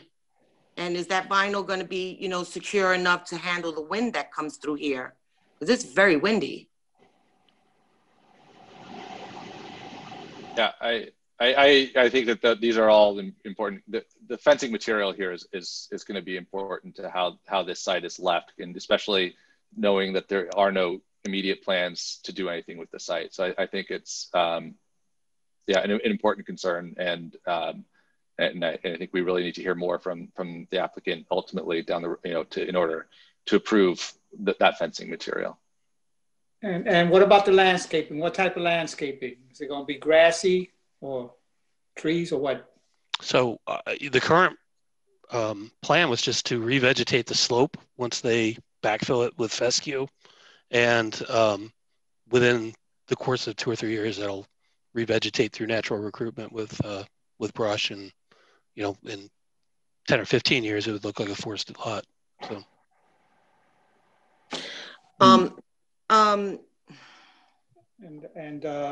What about the cleaning of the houses? Because we were issued some vouchers to get our cars cleaned, but the house, the windows, the siding, the deck, everything has a concrete powder accumulating. When they took the building down, so is Con Edison going to be responsible for, like, when the spring comes to power wash some of the houses that are here? We're right directly across the street, like 75 feet away from the house. I don't know if the building department has any role in going in that request, because I know that's kind of unrelated to the permit that's being asked for here. That's related to the demolition that already occurred. But is the board or the building department even taking that to consideration? So I'm not, I've got to be honest, I'm 100% unfamiliar with that kind of a thing in terms of an excavation and fill permit. I don't know if, Amanda, you can weigh in. Perhaps you can make that a condition of the permit, that they, provide some reasonable power washing or something to any affected properties.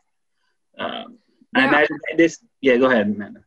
There are standard conditions that all of these permits are required to have in them, like, and the prior permit that was issued to Con Ed had it in them too, or in it too. That, one of them is that adequate barricades will be erected and maintained, and adequate provision made for the prevention of flying dust. So I don't know if that means that, Con Ed needed to do a better job of, watering when they were excavating to make sure that dust wasn't flying all over the neighborhood, but this sounds more like this arrangement in terms of vouchers sounds more like a private arrangement between Con Ed and property owners.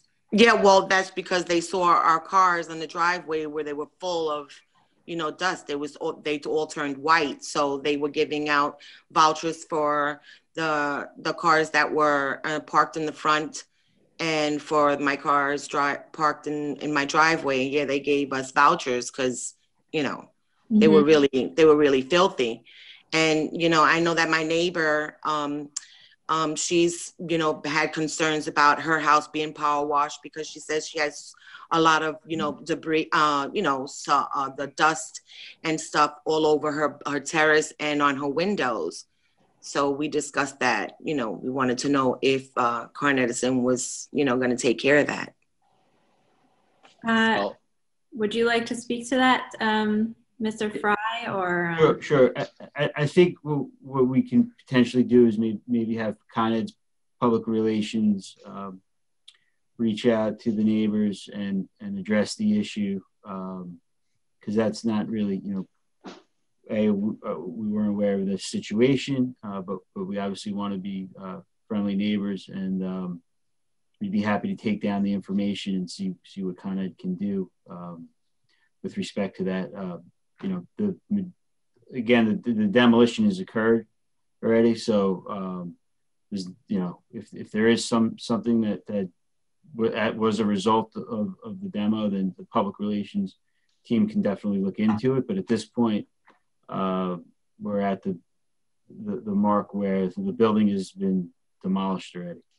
But again, we can certainly take down the information and have the public relations team look into it. And I know this is Ms. Jimenez is with respect to 21 Market, and I'm sorry, your neighbor. What's the address that you'd mentioned about your neighbor? 23. Okay. No, 20. 19. 23. Yeah, I think it's 19 or 20. I'm sorry. So it was more than one neighbor that had an issue? Oh yes, that's the four houses right in front of the building. Okay, so across the houses across the street from the building, the four houses. Across the street, I believe what's Buchanan's house? He's right on the property, so he must have the same problem. Or the houses that are on Hill Street. Okay, but, we can certainly pass the message along to the public relations team. It's the first time we're hearing of it. Well, I appreciate that. Thank you very much. I appreciate that. But I think that it would be very, you know, I would appreciate it that it be considered because, you know, due to the fact that, you know, we weren't really updated from Con Edison of what their plans were, and they just went on about you know, their plans, and you know, we were left in the dark. And, you know, I don't think that, you know, that was, you know, very, very nice of Con Edison to do. And it wasn't Con Edison that gave us a voucher. The contractor gave us the vouchers to wash our cars. Well, I appreciate your guys' feedback, and I'm glad you had this opportunity to speak directly to Con Ed here. And I'm glad, you know, there's this public forum here regarding this particular permit. I know there's still one other person with their hand up. I think probably maybe trying to speak to this. That is Johnny. That's the person speaking right now, actually. Yeah. Okay. So that's they're both in here. Yeah. Okay. Anyway, but yeah. So thank you. Is there anybody other than the folks that we're hearing from right now who wants to speak to this? I think we've been able to log these concerns. If there's nobody else, then thank you both of you for your comments, and I think we can move to close the public hearing here. Michael Aronson, motion to close the public hearing. And a second. Eric Talbot. Make a motion. I make the second motion to close the hearing. Okay, and without objection, it's unanimously approved, and the public hearing is closed. We will. I think the comments from the public that we just heard, I think were pretty consistent with the discussions that we had a moment ago regarding fencing and aesthetics of the site. I think we're at a place where, in order to make sure that the site is stable and sound, I think it's important to move forward with the excavation and fill permit. But I also think it's equally important to ensure that the conditions are imposed in order to ensure that the site remains sightly to the neighbors and to the neighborhood. So I think we had spoken about having a Michael and Nina serve as the reviewers of any fencing material that's submitted. And then that fencing should be fitting for the neighborhood. And so do we have a motion to that end? I'm sorry, before we do that, I just want to double check something with Amanda. Amanda, did our previous approval back in September of 2019 address maintenance of the site once the building was taken down? I will check. It might be a standard condition provided in the code, which should be in the resolution. It's set, well, there's one standard condition that any excavation upon any property at or below the level of abutting highway, and that's not right. There are some standard conditions relating to how the site should be, the excavation itself should be left afterwards.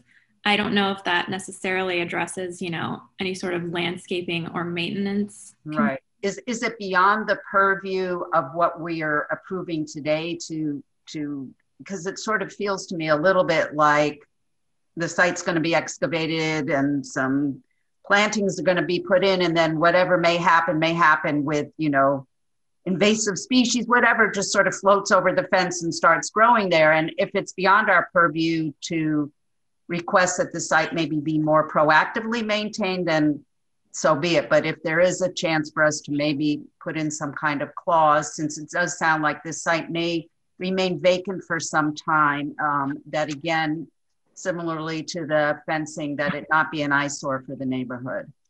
Yeah, that they, you know, provide for reasonable maintenance to ensure. I'm sure that I could put some sort of language in a resolution that makes sure that we address maintenance so that it doesn't become an eyesore in the neighborhood. Okay. If that's what you want. Yeah, I mean, if board members agree, I mean, if I'm overstepping here, I understand, but. No, I don't think you're overstepping. Yeah, I agree. And from what has been said, that indeed, to Michael's point, that this could be vacant for some time, rather than just letting it go to brush and whatever, and indeed invasive species, whether, you know, if it's going to be long-term, some landscaping could be done rather than simply seeding it in fescue. I don't know, again, you know, to Michael's point, whether that's in our purview to, you know, to consider something a little more permanent landscaping if it is going to be, you know, the 3 years, 10, 15 years that was mentioned just a little earlier. I think that when you get into landscaping, it gets a little bit too much into like a site plan approval. But I think maintenance, when you're dealing with a vacant site, is a little bit different, you know, and is probably within the realm of, you know, an excavation and fill permit and what they've presented to you. Yep, understood. I think that if the site's maintained to be neat and tidy, you know, after the, you know, something to that degree, that would, we have no issue with that neat and tidy landscaping is perfectly fine. Great. All right. Okay. Any other comments from the board before we make that motion? I think then we can make.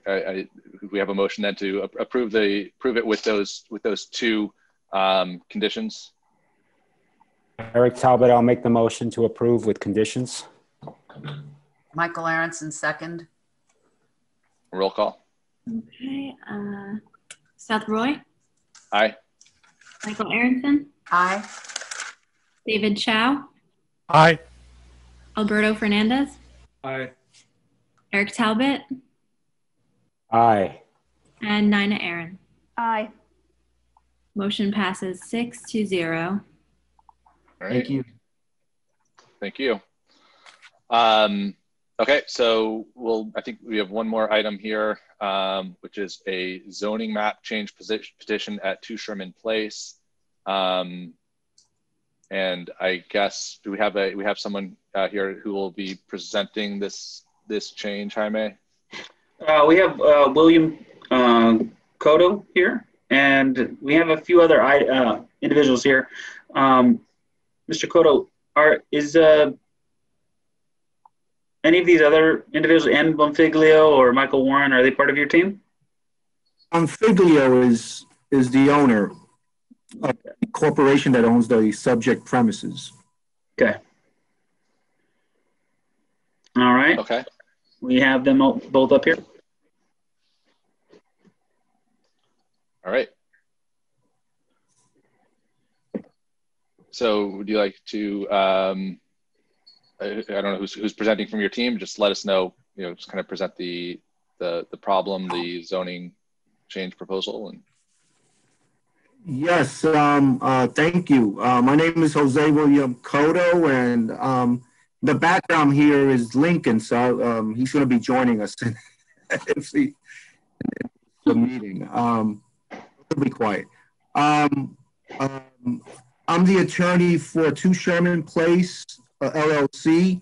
The owner of 2 Sherman Place LLC is Michael Bonfiglio, available to answer any questions regarding the particulars. And I'd like to thank the building department and council for the village. They recommended that we do this zoning map change for my client. The subject premises is a 0.4 acres in 2 Sherman Place, section 8916, lot 3, block 88, approximately 8,000 square foot brick warehouse. It has parking and garage spaces. It's always been a commercial property. My client purchased the property on October, I believe, in October of 2019, he purchased a property for his businesses, and I'll get into that later. A month after he purchased the property, he filed a permit to add office space to the inside of the structure. And I included pictures of the outside and the inside of the structures. And I think Mr. Martinez could show you those pictures. Basically, this property runs contiguous to the commercial district, which is basically the Croton Avenue strip. And it's in a residential, single-family residential district. I've been in discussions with Mr. Martinez, and he indicated to me the history of the property that has always been commercial for years, since the 30s.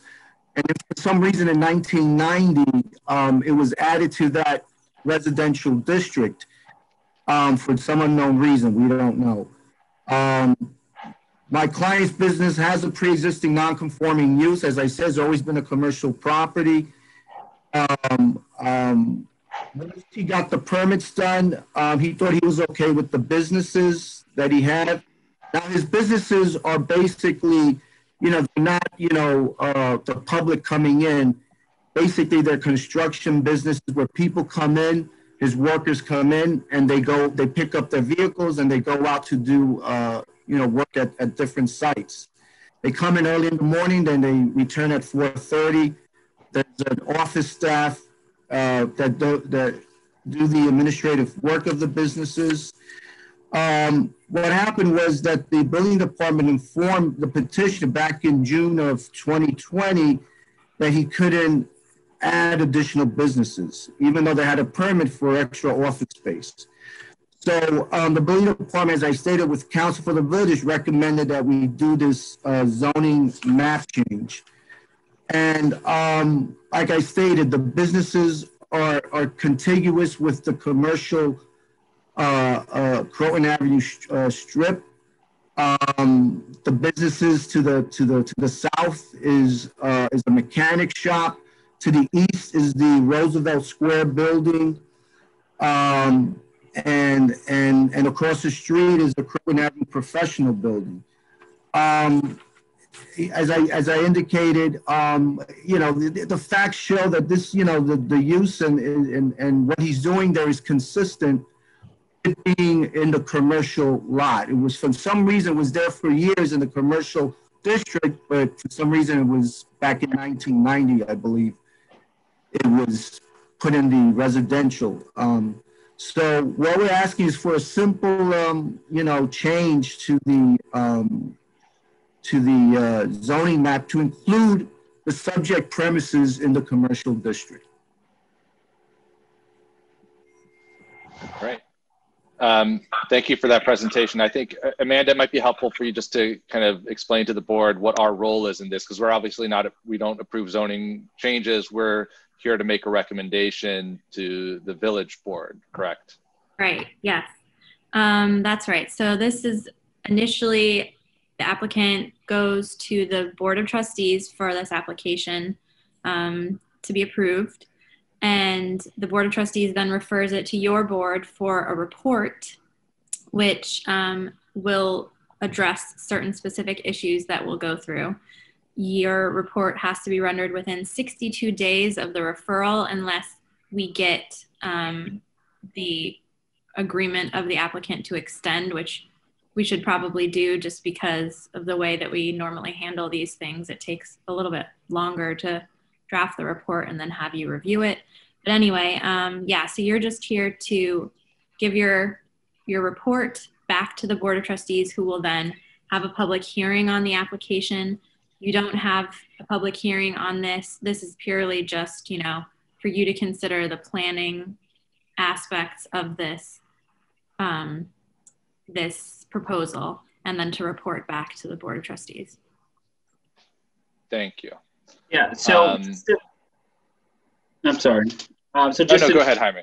Yeah, just a note about the map. So, you know, when this applicant came forward originally, they were sort of identified when they came in for an application for a sign to put up multiple signs on their property because they're running a few different businesses out of their property. At that time, it was determined that, you know, because this is actually located in the S75 district, and it was an existing non-conforming use, that what they were doing was essentially expanding the non-conformity on the property by going from one business essentially to multiple businesses. And so the question came up, well, is this a use variance? How is it going to be managed? It became a little bit complicated. And we noticed that the map showed that it was weird how the district sort of came across and then jutted down, picked up this property, and then it jutted back into the S75. So it seemed a little odd. And looking into the history of the property, we found out that in the initial zoning map in 1930, this was actually part of the zone that at that time I think was like the B2 zone. It was a business district zone. And it continued over the years to stay in that until there was a zoning change in 1990, and this property was shifted over. So it's not clear why it happened. It is possible that the previous owner, you know, desired to have these built into housing. At some point, the adjacent vacant lots were part of the same parcel as this property. They were all subdivided. And so this property now sort of finds itself out of conformance with the S75 zone, which is right next door, but somewhat in conformance with the NC2 zone, much more close. And so the idea was that the choice would be they could go for a use variance for whatever they're doing now, and in a few years, if they decide to change the activities that are taking place, they'd have to go back for another use variance and kind of continue down this like long path of, you know, dealing with the nonconformity, or just to theoretically change the zone. And so we said, you know, it might make sense to just request the zoning change to get it converted back over to what it was before. And so recently we realized that it did change in 1990. So we had thought that it might have changed in 2009, but that's kind of how we landed at it. So again, that's not necessarily determinative. It's important for this board to make a decision based off of the you know, the set of criteria that you have to answer on this. But that's a little of the history of how this application ended up in front of the Board of Trustees, initially for a zoning map change, and ultimately back here to the planning board.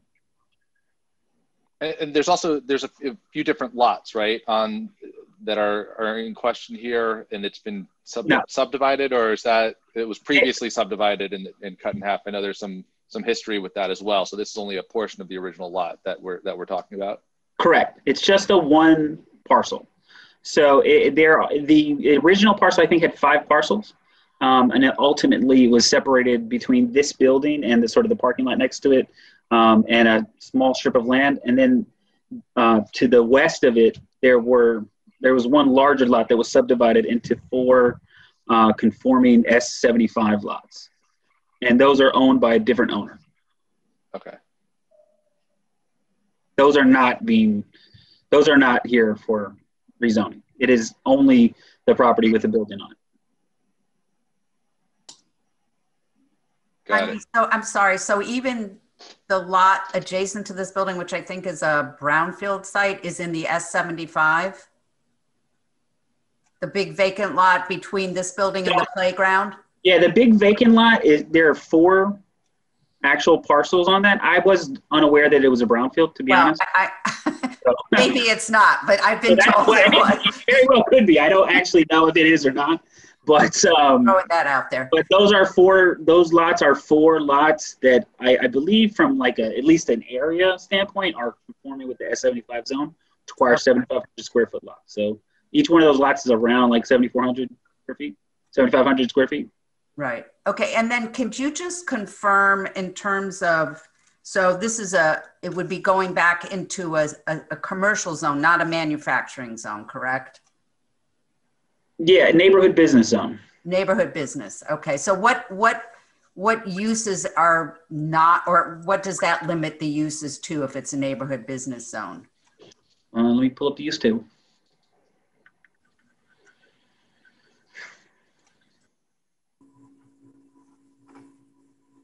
So it's an NC2, so it's actually neighborhood commercial 1, neighborhood commercial 2. So residential dwelling units would be conditional. Adult entertainment is not permitted. Animal-related uses, general is permitted. So I could go through each one of these, but it's a pretty long list. There's a bunch of items that are permitted and not permitted, but generally speaking, it's what you see on Croton Avenue around the corner, those types of uses. It's the same district, essentially. I mean, it's not essentially, it is the same district as what you see. For purposes of the applicant, office uses general are permitted. What else would apply to them, do you think, Jaime?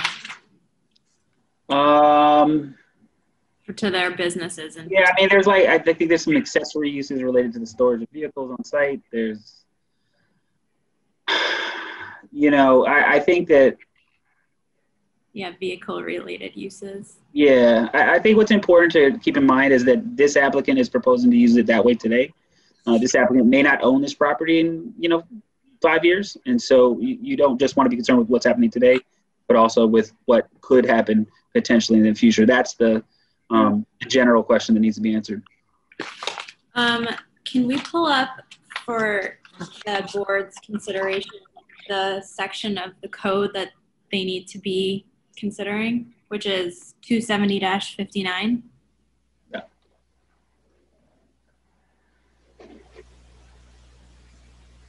It's at the very end. Yeah. So for the board, if you could zoom in a little bit, it's subsection 2. Yeah, the list of questions we want to answer in the report to the Board of Trustees is the 4 questions under subsection 2. Since this is a zoning map change, we'll be considering, can everybody read this, or do you need me to read it out for the record? I'm happy to do that.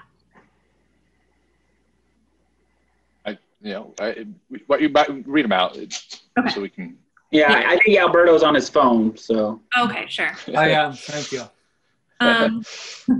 So concerning a proposed amendment involving a change in the zoning map, you should consider whether the uses permitted by the proposed change would be appropriate in the area concerned, whether adequate public school facilities and other public facilities and services, including roads, exist or can be reasonably expected to be created to serve the needs of any additional dwellings or other uses likely to be constructed as a result of such change, whether the proposed change is in accord with any existing or proposed plans in the vicinity, and whether the effect, and lastly, the effect of the proposed amendment upon the growth of the village as envisaged by the comprehensive plan and the LWRP. Let me just say that I answer all those in my petition, paragraph 16 through 20. Thank you. The only other thing, for now, I know at this point we can listen to other kind of comments on this.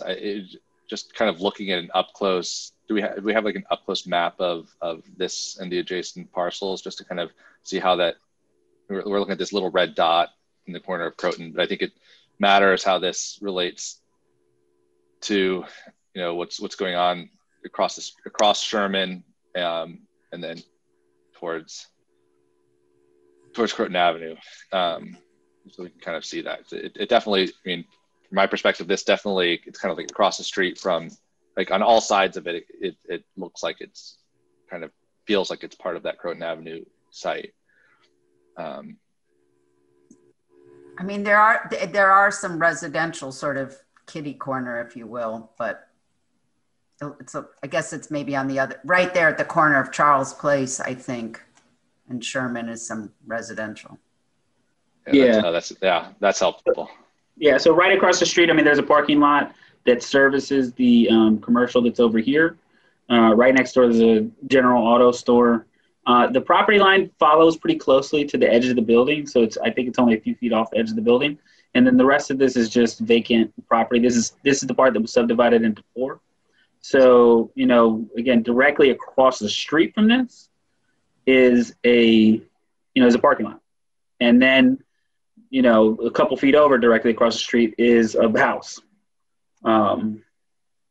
So you can imagine this line follows where the zone had jutted down and then came back up and you know, sort of captured that parking lot in this whole area.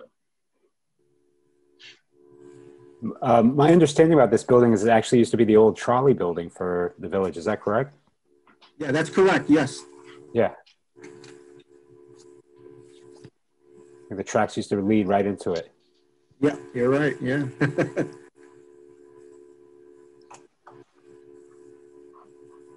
Yeah, I mean, kind of other thoughts and comments, I guess, because I guess one thing we would want to have the permission from the property owner or from the petitioner, you know, to take, you know, if we need additional time just to get our feedback back to the Board of Trustees. You know, I think, you know, hopefully we should be able to work quickly on this, but it does take some time just because we have to, you know, go from meeting to meeting. So you know, that would be one thing that I would kind of ask for, and I don't know how we officially get that, if that's just on the record, you know, acknowledging that you know, on our behalf. But then you know, I don't know what other questions people have on the board. I think we can kind of look at this, look over the language, and then kind of come back at our next meeting and try to come up with an outline or an outline of a letter. Yeah, that sounds good. We'd want the applicant to agree to waive that 62-day time period within which you'd prepare your report. I don't even know what date the Board of Trustees, you know, referred this to you, but I'm sure you know, it's been probably a little while already. So you'd want to waive that on the record, and then yeah, so next time, hopefully at the next meeting, we could start preparing a draft, and then you direct staff to finalize that for you, and then we'd come back and you'd vote on it, vote your approval. Hey, how's it going, everyone? Can everyone hear me by any chance? Yes. Yes. Okay, so I mean, if going on the record means that I just, you know, sit here and go on the record and say I have no problem with the 62 days, then absolutely, you have my, you know, full cooperation. You take the time you need to come to your conclusion, get your paperwork done, what have you. If you need something from me in writing, I'd be happy to sign, notarize, whatever you guys need. You know, I appreciate your time. I appreciate you all being here tonight and, you know, taking the time to look at this. And, you know, anything else you need from me, if you have any questions as pertains to the business or businesses, you know, feel free to ask. I mean, I'm here. So if you have any questions at all. Thank you. And this is just for the record, this is Bonfiglio, the owner? Yes, correct. Thanks. All right. That's exactly what we needed to waive the time. Perfect. Yeah, I have no problem with that. As his attorney, so waived. Okay. At this time, because we'll work on drafting our recommendations, and reviewing the language that they submitted between now and the next time we meet next month. Are there any other questions while we have the petitioner here from any of our board members? I guess I would just want to know what kinds of additional businesses you're planning to locate here if you do get, the zoning change. So currently, I own and operate 3 businesses. One of which is Sensible Choice Contracting. As Mr. Cotto pointed out, nothing is really done here at the shop. It's really just a storage facility. It's office space. We have people answering the phones. Our guys come in. Some of our employees have a work vehicle that they take home if they have the means, a driveway, in a place, a safe place to store the vehicle. Some of our employees actually come to the site in the morning. They get their vehicle, they get their, assignments for the day, and they leave. We generally meet at about 7 a.m. All of our activities are done for the most part in the parking lot itself, so nothing trickles out into the streets. So that's one of the businesses. The other one, which is kind of like a sister business, is an HVAC business. I am a member in that LLC as well. There's partners. Same situation though. It's just a service-based business, whereas there's 2 vehicles there. Most of the guys again have the trucks, the company trucks. They take them home. They meet in the morning. They throw out the garbage in the container that's in the driveway, and they take their vehicle and their assignments for the day, and they leave. The third business is a security business. So it's just me. There's no employees, and that's pretty much it. Day-to-day operations, we do private security, and that's pretty much it. And how much room is there left in the building for additional businesses? I mean, are you envisioning 1 or 2 more businesses, or? No, I don't think I could handle any more businesses mentally. No, all the offices are spoken for. There's nothing on the horizon to open any more businesses or have any more activity in this building. And I plan on, being here for some time. We put a lot of money into the building, with betterments and whatnot. But yeah, I mean, it'd be great just to be able to operate out of, the building. That's pretty much it. Just want to call it home. And just one more question for Amanda, just a quick question for you. I know there was some reference early on into this whole thing starting with request for signage. Mm-hmm. So is that beyond our purview at this point to ask where the signage is proposed, or whether it would come before the board as a BAR thing? I'm not sure. I don't believe it would come before the board as a BAR issue. I'm sure you can ask, but it's, I mean, for purposes of the zoning map, I don't, yeah, it doesn't have anything to do with this application.